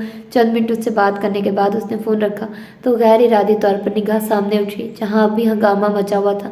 موئز کے بعد اب وردہ کی رسم ادا کی جا رہی تھی اور سب چاہتے تھے کہ موئز اب یہاں سے اٹھ جائے، لیکن وہ ڈھیٹ بنا مستقل وہیں جمع تھا۔ زری ہاتھ میں چند پیکٹ اٹھائے اس رش سے نکل کر شاید انہیں اندر رکھنے جا رہی تھی، جب چند قدم ہی چلی ہوگی کہ ہائی ہیل کی وجہ سے نہ جانے کیسے اس کا پاؤں رپٹ گیا، اس سے پہلے کہ وہ لڑکھڑا کر گرتی۔ پیچھے چند قدم کے فاصلے پہ کھڑے بلال نے تیزی سے آگے بڑھ کر اسے گرنے سے بچا لیا تھا، البتہ اس کے ہاتھ میں تھامے پیکٹس میں سے ایک نیچے گر گیا تھا، جسے اٹھا کر اسے تھماتے ہوئے بلال نے اس سے جانے کا کہا تھا کہ وہ خفگی سے اسے گھرتی کچھ کہتی اندر بڑھ گئی، اور بلال ہنستا ہوا پھر سے اس ہنگامے کا حصہ بن گیا تھا۔ یہ منظر اذان کی نگاہوں نے بہت غور سے دیکھا تھا۔ اس کا شک یقین میں بدلنے لگا۔ وہ چپ چاپ اٹھ کر اندر اپنے کمرے کی طرف بڑھ گیا۔ اسے کوئی سروکار نہیں تھا کہ باہر کیا ہو رہا ہے اور موئز کیا سوچے گا، اور سب لوگ اسے باہر نہ پا کر کیا کہیں گے۔ اور پھر اسی رات نیند نہ آنے کی وجہ سے ٹیرس پہ ٹہلتے ہوئے اس نے محمود ماموں کے گھر کے پچھلی طرف دو سائیوں کو نہایت قریب بیٹھے دیکھا تھا۔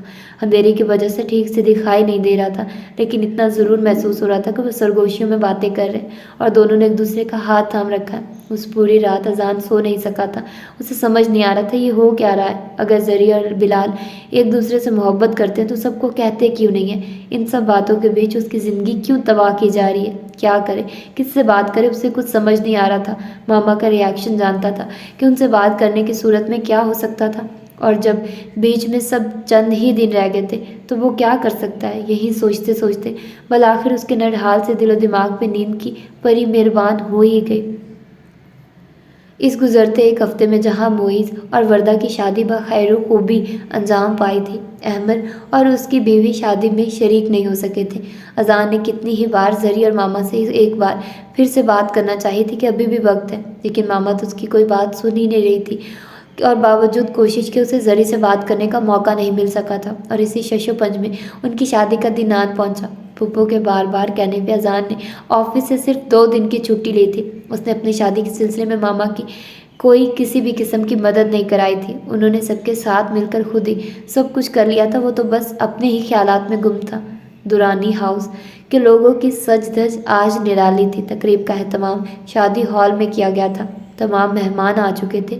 اذان کی دادو نہیں آ سکی تھی یا انہیں آنے نہیں دیا گیا تھا۔ صرف چھوٹے چچا چند لمحوں کو آئے تھے، باقی گھر والوں نے شریک ہونا ضروری نہیں سمجھا تھا۔ اذان کو بہت برا محسوس ہوا۔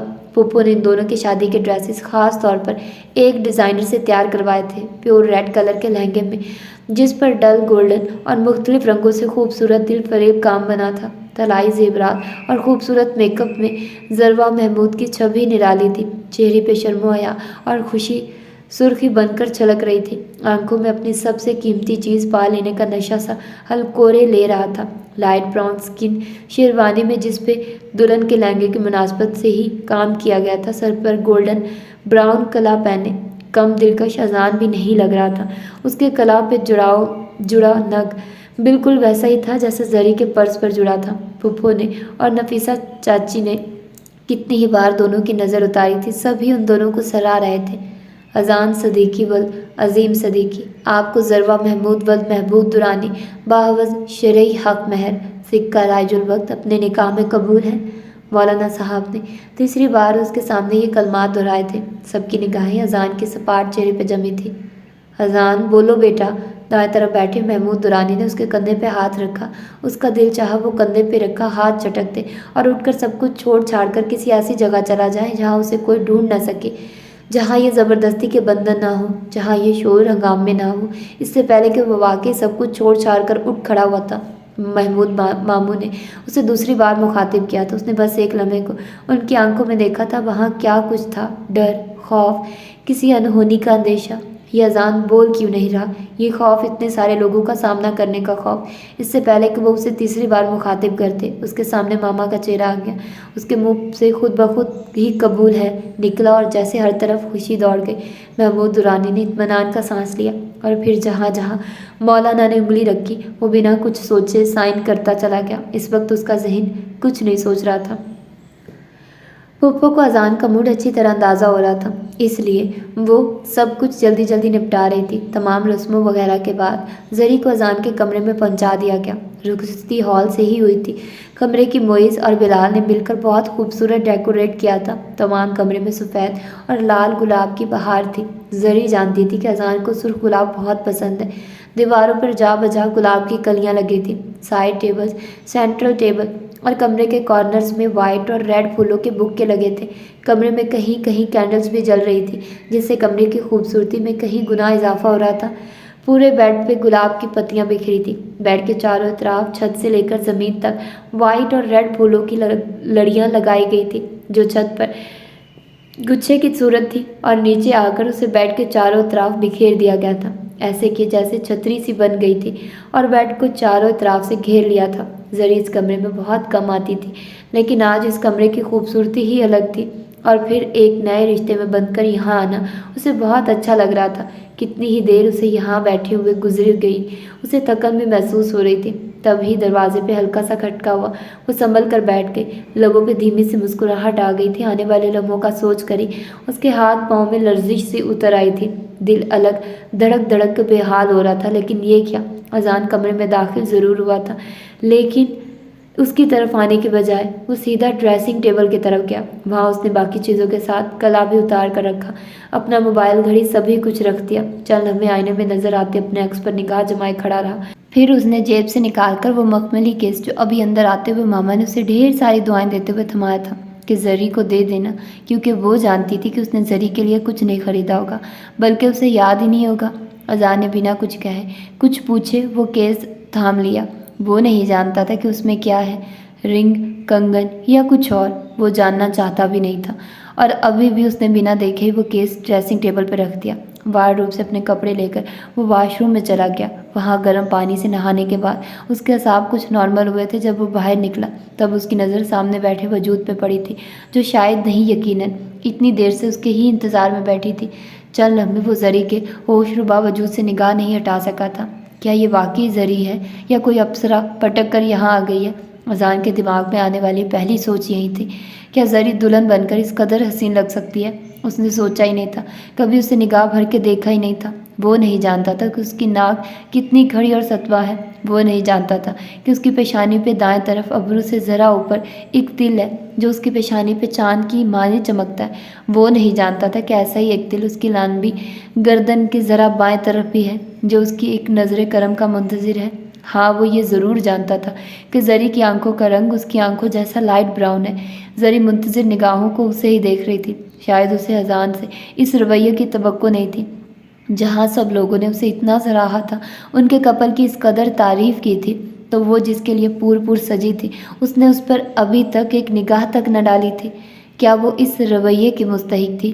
وہ جو دنوں میں اس کی محبت میں سر تا پار ڈوب چکی تھی، اسے اپنا سب کچھ مان چکی تھی، کیا وہ ایک محبت بھری نگاہ کی بھی مستحق نہیں تھی؟ لیکن اذان بھی کیا کرتا، اس کا دل اس نئے رشتے کو قبول کرنے پر بالکل آمادہ نہیں تھا۔ وہ سر جھٹک کر بالوں میں برش کرنے لگا۔ اسے اپنی پشت پر زری کی نگاہوں کی تپش محسوس ہو رہی تھی، لیکن وہ لا تعلق سا اپنے بجتے ہوئے سیل فون کی طرف متوجہ ہو گیا تھا۔ نمبر دیکھتے اس کے لبوں پہ مسکراہٹ پھیل گئی۔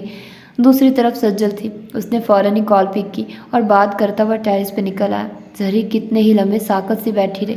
کیا وہ اتنی ارزاں تھی؟ اس کی ذات اس قدر ارزاں تھی کہ اس کا شوہر اس کے سجے سورے روپ پہ ایک نگاہ بھی ڈالنا پسند نہ کرے؟ اس کے نزدیک نئی نویلی دلہن اور اس کی خواہشوں، اس کے جذبات و احساسات سے زیادہ ضروری وہ فون کال ہے۔ تو کیا ضربہ محمود، کہیں تمہیں اذان صدیقی کی زندگی میں زبردستی تو شامل نہیں کر دیا گیا، جیسے ہمیشہ ہی تمہارے ساتھ ہوتا آیا ہے، بچپن سے لے کر آج تک؟ اس کی ستارہ آنکھیں جھلملانے لگی۔ تھکن اس کے اعصاب پہ سوار ہو رہی تھی۔ اس نے بیڈ کی بیگ سے ٹیک لگائے، باوجود ان ساری سوچوں کے وہ کتنی ہی دیر اذان کے آنے کا انتظار کرتی رہی، لیکن وہ تو شاید بھول ہی گیا تھا کہ کوئی شدت سے اس کا منتظر ہے۔ تو یہ طے ہوا ضربہ محمود کہ یہاں بھی تم انچاہی ہی ہو، یہاں بھی ادھوری محبت ہی شاید تمہارا مقدر ٹھہرے۔ یہ وہ تلخ سوچ تھی جو اس کی بوجھل پلکوں پہ اتری تھی، اور پھر تکن مکمل اس کے اعصاب پہ سوار ہو کے اس کی پلکیں آپس میں جڑنے لگی تھی، اور شاید وہ بوجھل ذہن اور بہتے آنسوں کے ساتھ بھیگی پلکیں لیے سو گئی تھی۔ بے چینی کی نیند ایسے کہ آنکھیں بند تھیں مگر ذہن بیدار تھا۔ اذان اس کی پوری رات کمرے میں نہیں آیا تھا، اور پھپھو کی دی ہوئی مخملی ڈبیا وہیں ڈریسنگ ٹیبل پہ پڑی رہ گئی تھی۔ دور کہیں ہوا کے دوش پہ مؤذن کی اذان ہولے سے گونجی تھی۔ وہ فلاح کی طرف بلا رہا تھا، ایمان کی طرف بلا رہا تھا۔ شاید زری کی آنکھ اس آواز سے کھلی تھی، یا گردن میں اٹھتی ان درد کی ٹھیسوں کی وجہ سے جو تمام رات بے آرامی سے سونے کی وجہ سے اٹھ رہی تھی۔ چند لمحوں کو وہ سمجھ نہ سکی کہ وہ کہاں ہے۔ آہستہ آہستہ جب اعصاب بیدار ہوئے تو یاد آیا کہ وہاں کیوں ہے۔ ادھر ادھر اس نے نگاہ کی تھی۔ ابھی صبح مکمل نہیں ہوئی تھی۔ کمرے میں اندھیرا اب بھی موجود تھا، اور اس ہلکے پھلکے اندھیرے میں وہ اچھی طرح دیکھ سکتی تھی کہ اذان اب بھی کمرے میں موجود نہیں ہے۔ تو یہ طے ہوا ضربہ محمود، نہیں، یا شاید ضربہ اذان، کہ تم اس کی زندگی میں زبردستی شامل کر دی گئی ہو، ورنہ کوئی خوش ہو تو یوں بھی کرتا ہے کہ بات تک نہیں کی۔ وہ بیڈ سے اٹھ کھڑی ہوئی تھی۔ ہار سنگار سارا جوں کا تو تھا۔ چوڑیوں نے کھنک کر پھر سے اپنی موجودگی کا احساس دلایا۔ جھومر، ٹکے، سنگار پٹی نے جھوم کر اپنی ناقدری پہ احتجاج کیا تھا۔ وہ دھیمے دھیمے قدم اٹھاتی آئینے کے سامنے آ کھڑی ہوئی تھی۔ کتنی ہی دیر وہ وہاں کھڑی اپنے نظر آتے عکس کو دیکھتی رہی، پھر جانے کیسی وحشت اس پہ سوار ہوئی کہ اس نے ایک ایک چیز کو اتار کر نوچ کر پھینک دیا۔ پھر کپڑے بدلنے کی گھر سے باتھ روم میں چلی آئی۔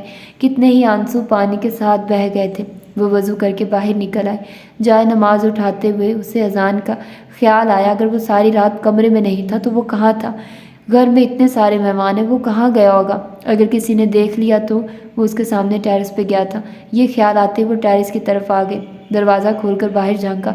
اس وقت اچھی خاصی ٹھنڈ تھی۔ اسے کپ کپی سی آ گئی، مگر ٹیرس خالی تھا۔ البتہ سجاوٹ کے لیے لگائی گئی لائٹس ابھی بھی جل رہی تھی۔ اذان وہاں بھی نہیں تھا تو کہاں تھا؟ دفعتاً اس کی نگاہ واش روم کے ساتھ ذرا فاصلے پہ بنے دروازے پہ پڑی۔ وہ ذرا سا کھلا ہوا تھا، اس کا مطلب ہے اذان وہاں تھا۔ یہ برابر والے کمرے میں کھلنے والا دروازہ تھا، اور یہ کمرہ بھی بچپن سے ہی اذان کے استعمال میں ہی رہا تھا۔ اسٹڈی کے طور پر بچپن سے لے کر آج تک وہ اپنی پڑھائی لکھائی کا سارا کام وہیں کرتا تھا۔ اس کا کمپیوٹر وغیرہ بھی وہیں رکھا تھا۔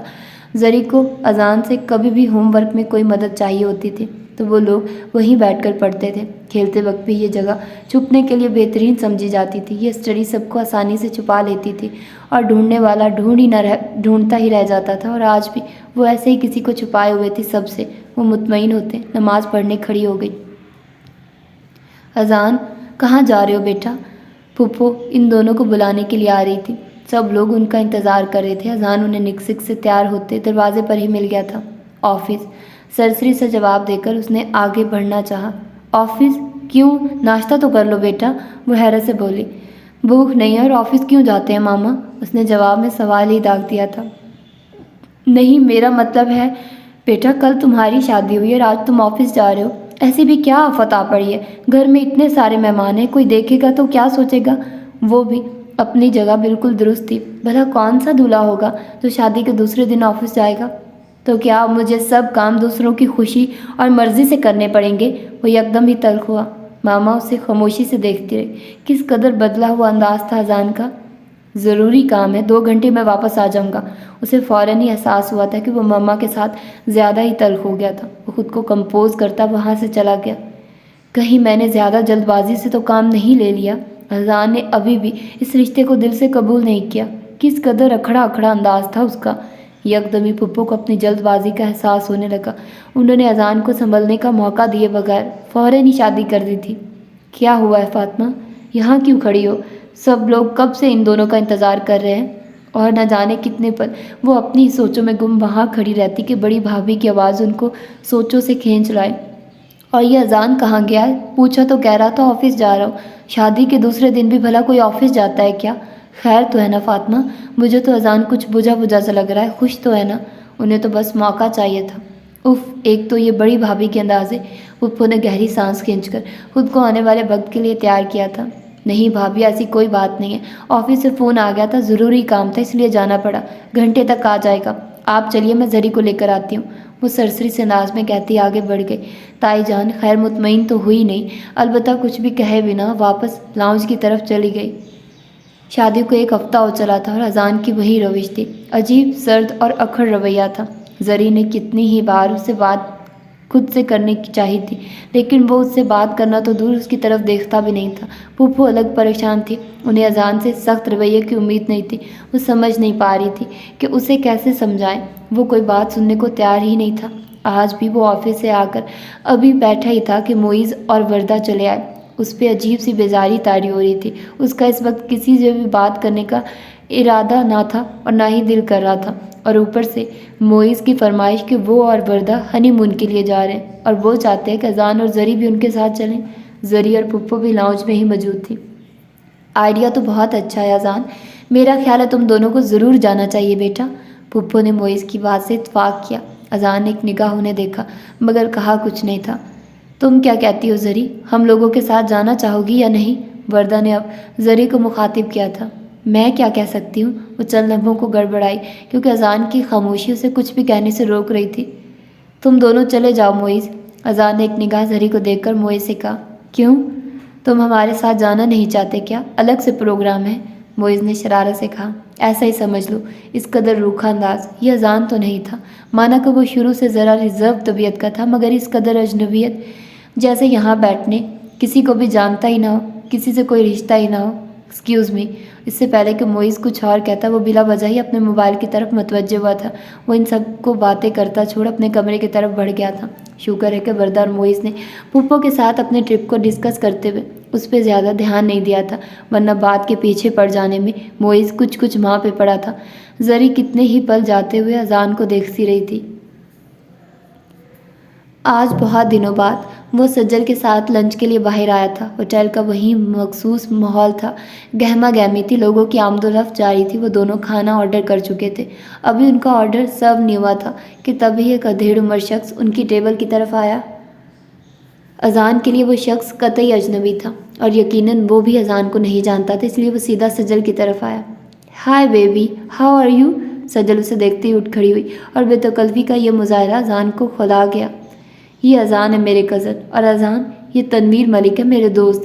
سجل نے اس شخص کا ہاتھ ابھی بھی تھام رکھا تھا۔ اس شخص نے اذان سے ہاتھ ملانے کی زحمت نہیں کی اور نہ ہی ایسی کوئی مروت اذان نے دکھائی تھی، بس دونوں نے ہی سرسری سا سر ہلایا تھا کیونکہ دونوں کو ہی ایک دوسرے سے مل کر کوئی خاص خوشی نہیں ہوئی تھی۔ چند لمحے سجل سے بات کرنے کے بعد وہ شخص وہاں سے چلا گیا۔ کون تھا یہ شخص؟ بیٹا جب کھانا سرو کر کے چلا گیا تو اذان نے سرسری سا پوچھا۔ یہ بات تو وہ جانتا تھا کہ سجل کے سرکل میں مرد اور خواتین دونوں ہی موجود ہیں، لیکن ایسی بے تکلفی اس نے آج تک نہیں دیکھی تھی۔ وہ تنویر ملک ہے، میرا دوست، بہت بڑا ملونر ہے۔ کیوں؟ سجل نے بتانے کے ساتھ ساتھ اس سے پوچھا بھی تھا۔ اس کی اور اپنی عمر میں فرق دیکھا ہے تم نے؟ اذان نے ایک نظر اسے دیکھا۔ آج بھی اس نے جینز کے ساتھ مختصر سا ٹاپ پہن رکھا تھا۔ اذان کو ایک دم ہی اس کا حلیہ ناگوار لگنے لگا۔ عمر سے کیا فرق پڑتا ہے اذان؟ اس کی جیب تو بہت بھاری ہے نا؟ تم جانتے ہو اذان، وہ شخص میرے ایک اشارے کا منتظر ہے، میں ایک اشارہ کروں نا وہ اپنے خزانے کا منہ کھول دے۔ کھانا کھاتے ہوئے وہ اسے بتا رہی تھی۔ کیا مطلب؟ اذان کے لہجے میں ناگواری در آئی۔ مطلب بہت سادہ سا ہے اذان، وہ مجھ سے شادی کا خواہش مند ہے۔ وہ مسکراتے ہوئے بولی۔ وہ تم سے شادی کا خواہش مند ہے، وہ یقیناً شادی شدہ بھی ہوگا۔ اس کے اگر تمہارے جتنے نہیں بھی تو تم سے کچھ چھوٹے بچے بھی ہوں گے، پھر بھی اذان کو اس کا انداز بہت عجیب لگا۔ ہاں پھر بھی تم بھی تو شادی شدہ ہو، پھر تم کیوں اس وقت میرے دوست ہو؟ جب ان سب باتوں سے اسے کوئی فرق نہیں پڑتا تو میں کیوں سوچوں؟ چھوڑو ان سب باتوں کو، مجھے یہ بتاؤ تم نے کیا سوچا ہے؟ اس نے کولڈ ڈرنک کا سپ لیتے ہوئے اذان کی توجہ ہٹائی۔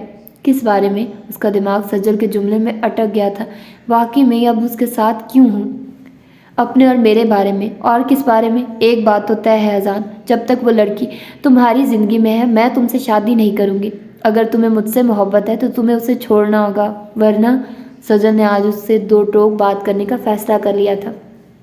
ورنہ کیا سجل، تم یہ کیسی باتیں کر رہی ہو؟ میں یہ فیصلہ کیسے کر سکتا ہوں؟ اگر یہی فیصلہ کرنا ہوتا تو میں پہلے نہ کر لیتا۔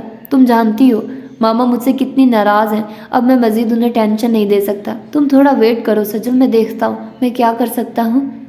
تم کیا کر سکتے ہو اذان، میں اچھی طرح جانتی ہوں۔ تم ہر بار کی طرح اس بار بھی اپنی ماں کے آگے ہار مان لو گے۔ اور کیا، تم جیسے لوگوں کا یہی پرابلم ہے، ساری زندگی دوسروں کو کہنے پہ گزار دیتے ہو، اپنی زندگی اپنی خوشی کے لیے کبھی خود سے کوئی فیصلہ نہیں کرتے۔ سجل ناگواری سے بولی۔ وہ کوئی دوسرے نہیں ہے سجل، وہ میری ماما ہے اور میں ان سے بے انتہا محبت کرتا ہوں اور ان کے خلاف جانے کا سوچ بھی نہیں سکتا۔ سوچوں بھی تو جا نہیں سکتا۔ تم جانتی ہو انہوں نے میری خاطر کیا کچھ کیا ہے۔ اذان کو بہت برا لگا تھا اس کا اس طرح کہنا۔ تو کون سا احسان کر دیا انہوں نے تم پر؟ دنیا کے سب ماں باپ یہی کرتے ہیں، لیکن اس کا یہ مطلب تو نہیں کہ ہم ساری زندگی ان کے ہاتھوں کٹ پتلیاں بنے رہیں۔ آئی ایم سوری اذان، لیکن سچائی یہی ہے کہ تمہاری ماما ایک خود غرض عورت ہے۔ انہوں نے ساری زندگی خود بھی اپنے بھائیوں کی غلامی کی ہے اور اب تمہیں بھی ان کا غلام بنا دیا ہے۔ شٹ اپ سجل، تم میری ماں کے بارے میں بات کر رہی ہو اور تمہیں کوئی حق نہیں ہے ان کے بارے میں اس طرح بات کرنے کا۔ سجل کی بات سن کر اس کے اندر آگ سی لگ گئی تھی۔ وہ ہمیشہ ہی اس کی ماما کے خلاف بات کرتی تھی، بہانے بہانے سے اسے ان کے خلاف اکساتی تھی، اور آج یقیناً اگر سجل کی جگہ کوئی ہوتا تو اذان اس کا منہ توڑ دیتا۔ I am sorry, very sorry اذان، مجھے واقعی اس طرح بات نہیں کرنی چاہیے تھی، لیکن میرا دل تمہارے لیے دکھتا ہے۔ وہ جس طرح تمہیں ہمیشہ ہر چھوٹی بڑی بات کے لیے ٹریپ کرتی ہے، ایسا کوئی نہیں کرتا اذان۔ آج کل وہ زمانہ نہیں رہا ہے جب بچے اپنے ماں باپ کی بات، ان کی پسند ناپسند سب خاموشی سے مان لیتے تھے۔ تم اگر مجھ سے محبت کرتے ہو، میرے ساتھ اپنی زندگی گزارنا چاہتے ہو تو یہ تمہارا حق ہے، اور انہیں تمہاری خوشی میں خوش ہونا چاہیے، نہ کہ زبردستی اپنا فیصلہ تم پہ تھوپ کر تمہیں ساری زندگی کے لیے ناخوش کر دیں۔ ہم ساری زندگی اوروں کے کہنے پہ نہیں گزار سکتے اذان۔ سجل اذان کے غصے سے چند لمحوں کو خائف ضرور ہوئی تھی، لیکن پھر اس کے ہاتھ پہ اپنا ہاتھ رکھ کر نرمی سے اپنا موقف بیان کر دیا تھا۔ لیکن میں تمہاری بات سے اتفاق نہیں کرتا سجل، کیونکہ جب ہم کسی سے محبت کرتے ہیں تو اس سے ہم اپنی ہر خوشی ہر امید وابستہ کر لیتے ہیں، اور ہمیں پوری امید ہوتی ہے، بلکہ یقین ہوتا ہے کہ وہ بھی ہمارے تمام خوشیوں اور امیدوں پہ پورا اترے گا۔ خاص کر ہمارے ماں باپ جو اپنی زندگی جیسے بھی گزارتے، دکھ سکھ کے سائے میں اگر سکھ سہتے ہیں تو آگے ہمیں بھی سکھ ہی ملتے ہیں، اور اگر خدا نخواستہ ان کی زندگی میں کبھی کوئی دکھ یا تکلیف رہی ہو تو وہ کوشش کرتے ہیں کہ وہ دکھ وہ تکلیف ہمیں نہ سہنی پڑے۔ اس لیے بعض دفعہ ہمیں ان کے لیے کیے گئے فیصلے سخت لگتے ہیں، لیکن بعد میں سوچو تو ان میں بھی ہماری ہی بھلائی ہوتی ہے۔ اس لمحے سجل نے جو محبت اذان کی آنکھوں میں اس کی ماما کے لیے دیکھی وہ اسے آگ لگا گئی۔ ٹھیک ہے اذان، جیسے تمہاری مرضی، میرا کام تھا تمہیں سمجھانا۔ اب تم خود اپنی زندگی تباہ کرنے پر تلے ہو تو میں کیا کر سکتی ہوں؟ ہم نے تو ہمیشہ یہی سنا ہے کہ تمہاری ماما نے ہمیشہ صرف اپنی خوشی ہی دیکھی ہے، تم تو ان کی زندگی میں بہت بعد میں آتے ہو۔ اینی وے، میں تو صرف یہی کہہ رہی ہوں کہ ڈیڈی آج کل میری شادی پہ بہت زور دے رہے ہیں، اور میں آج بھی تمہارے انتظار میں ہوں۔ اب فیصلہ تمہارے ہاتھ میں ہے کہ تم ایک انچاہی زندگی گزارنا پسند کرتے ہو یا چند قدموں کے فاصلے پہ کھڑی اپنی محبت کی طرف ہاتھ بڑھاتے ہو۔ اب فیصلہ تمہارے ہاتھ میں ہے۔ بات ختم کرتے کرتے بھی وہ اذان کے لیے سوچو کہ نئے در وا کر گئی۔ ماما نے کب اپنی خوشی چاہی تھی؟ انہوں نے تو زندگی کے ہر قدم پر صرف اس کی خوشی کو ہی مقدم رکھا تھا۔ تو پھر یہ سجل کیا کہہ رہی ہے؟ الجھے الجھے ذہن کے ساتھ وہ سجل کے ساتھ بامشکل کھانا ختم کر کے وہاں سے اٹھ آیا تھا۔ تو یہ ہے اس کی پہلی ایپیسوڈ اور سیکنڈ لاسٹ ایپیسوڈ بھی، اور اگلی جو ایپیسوڈ ہوگی یہ اس کی آخری ایپیسوڈ ہوگی۔ مجھے نہیں پتا تھا کہ یہ اتنا لمبا ہو جائے گا، لیکن مجھے اس کو 2 پارٹس میں کنورٹ کرنا پڑ رہا ہے کیونکہ اگلا پارٹ بھی کافی لمبا ہوگا۔ تو اسی لیے ہوپس ہو کہ آپ لوگوں کو یہ فرسٹ پارٹ بہت زیادہ پسند آیا ہوگا، مجھے تو بہت زیادہ اچھا لگا۔ تو ملتے ہیں انشاءاللہ اس کے سیکنڈ اور لاسٹ پارٹ میں۔ اپنا ڈھیر سارا خیال رکھیے گا۔ اللہ حافظ۔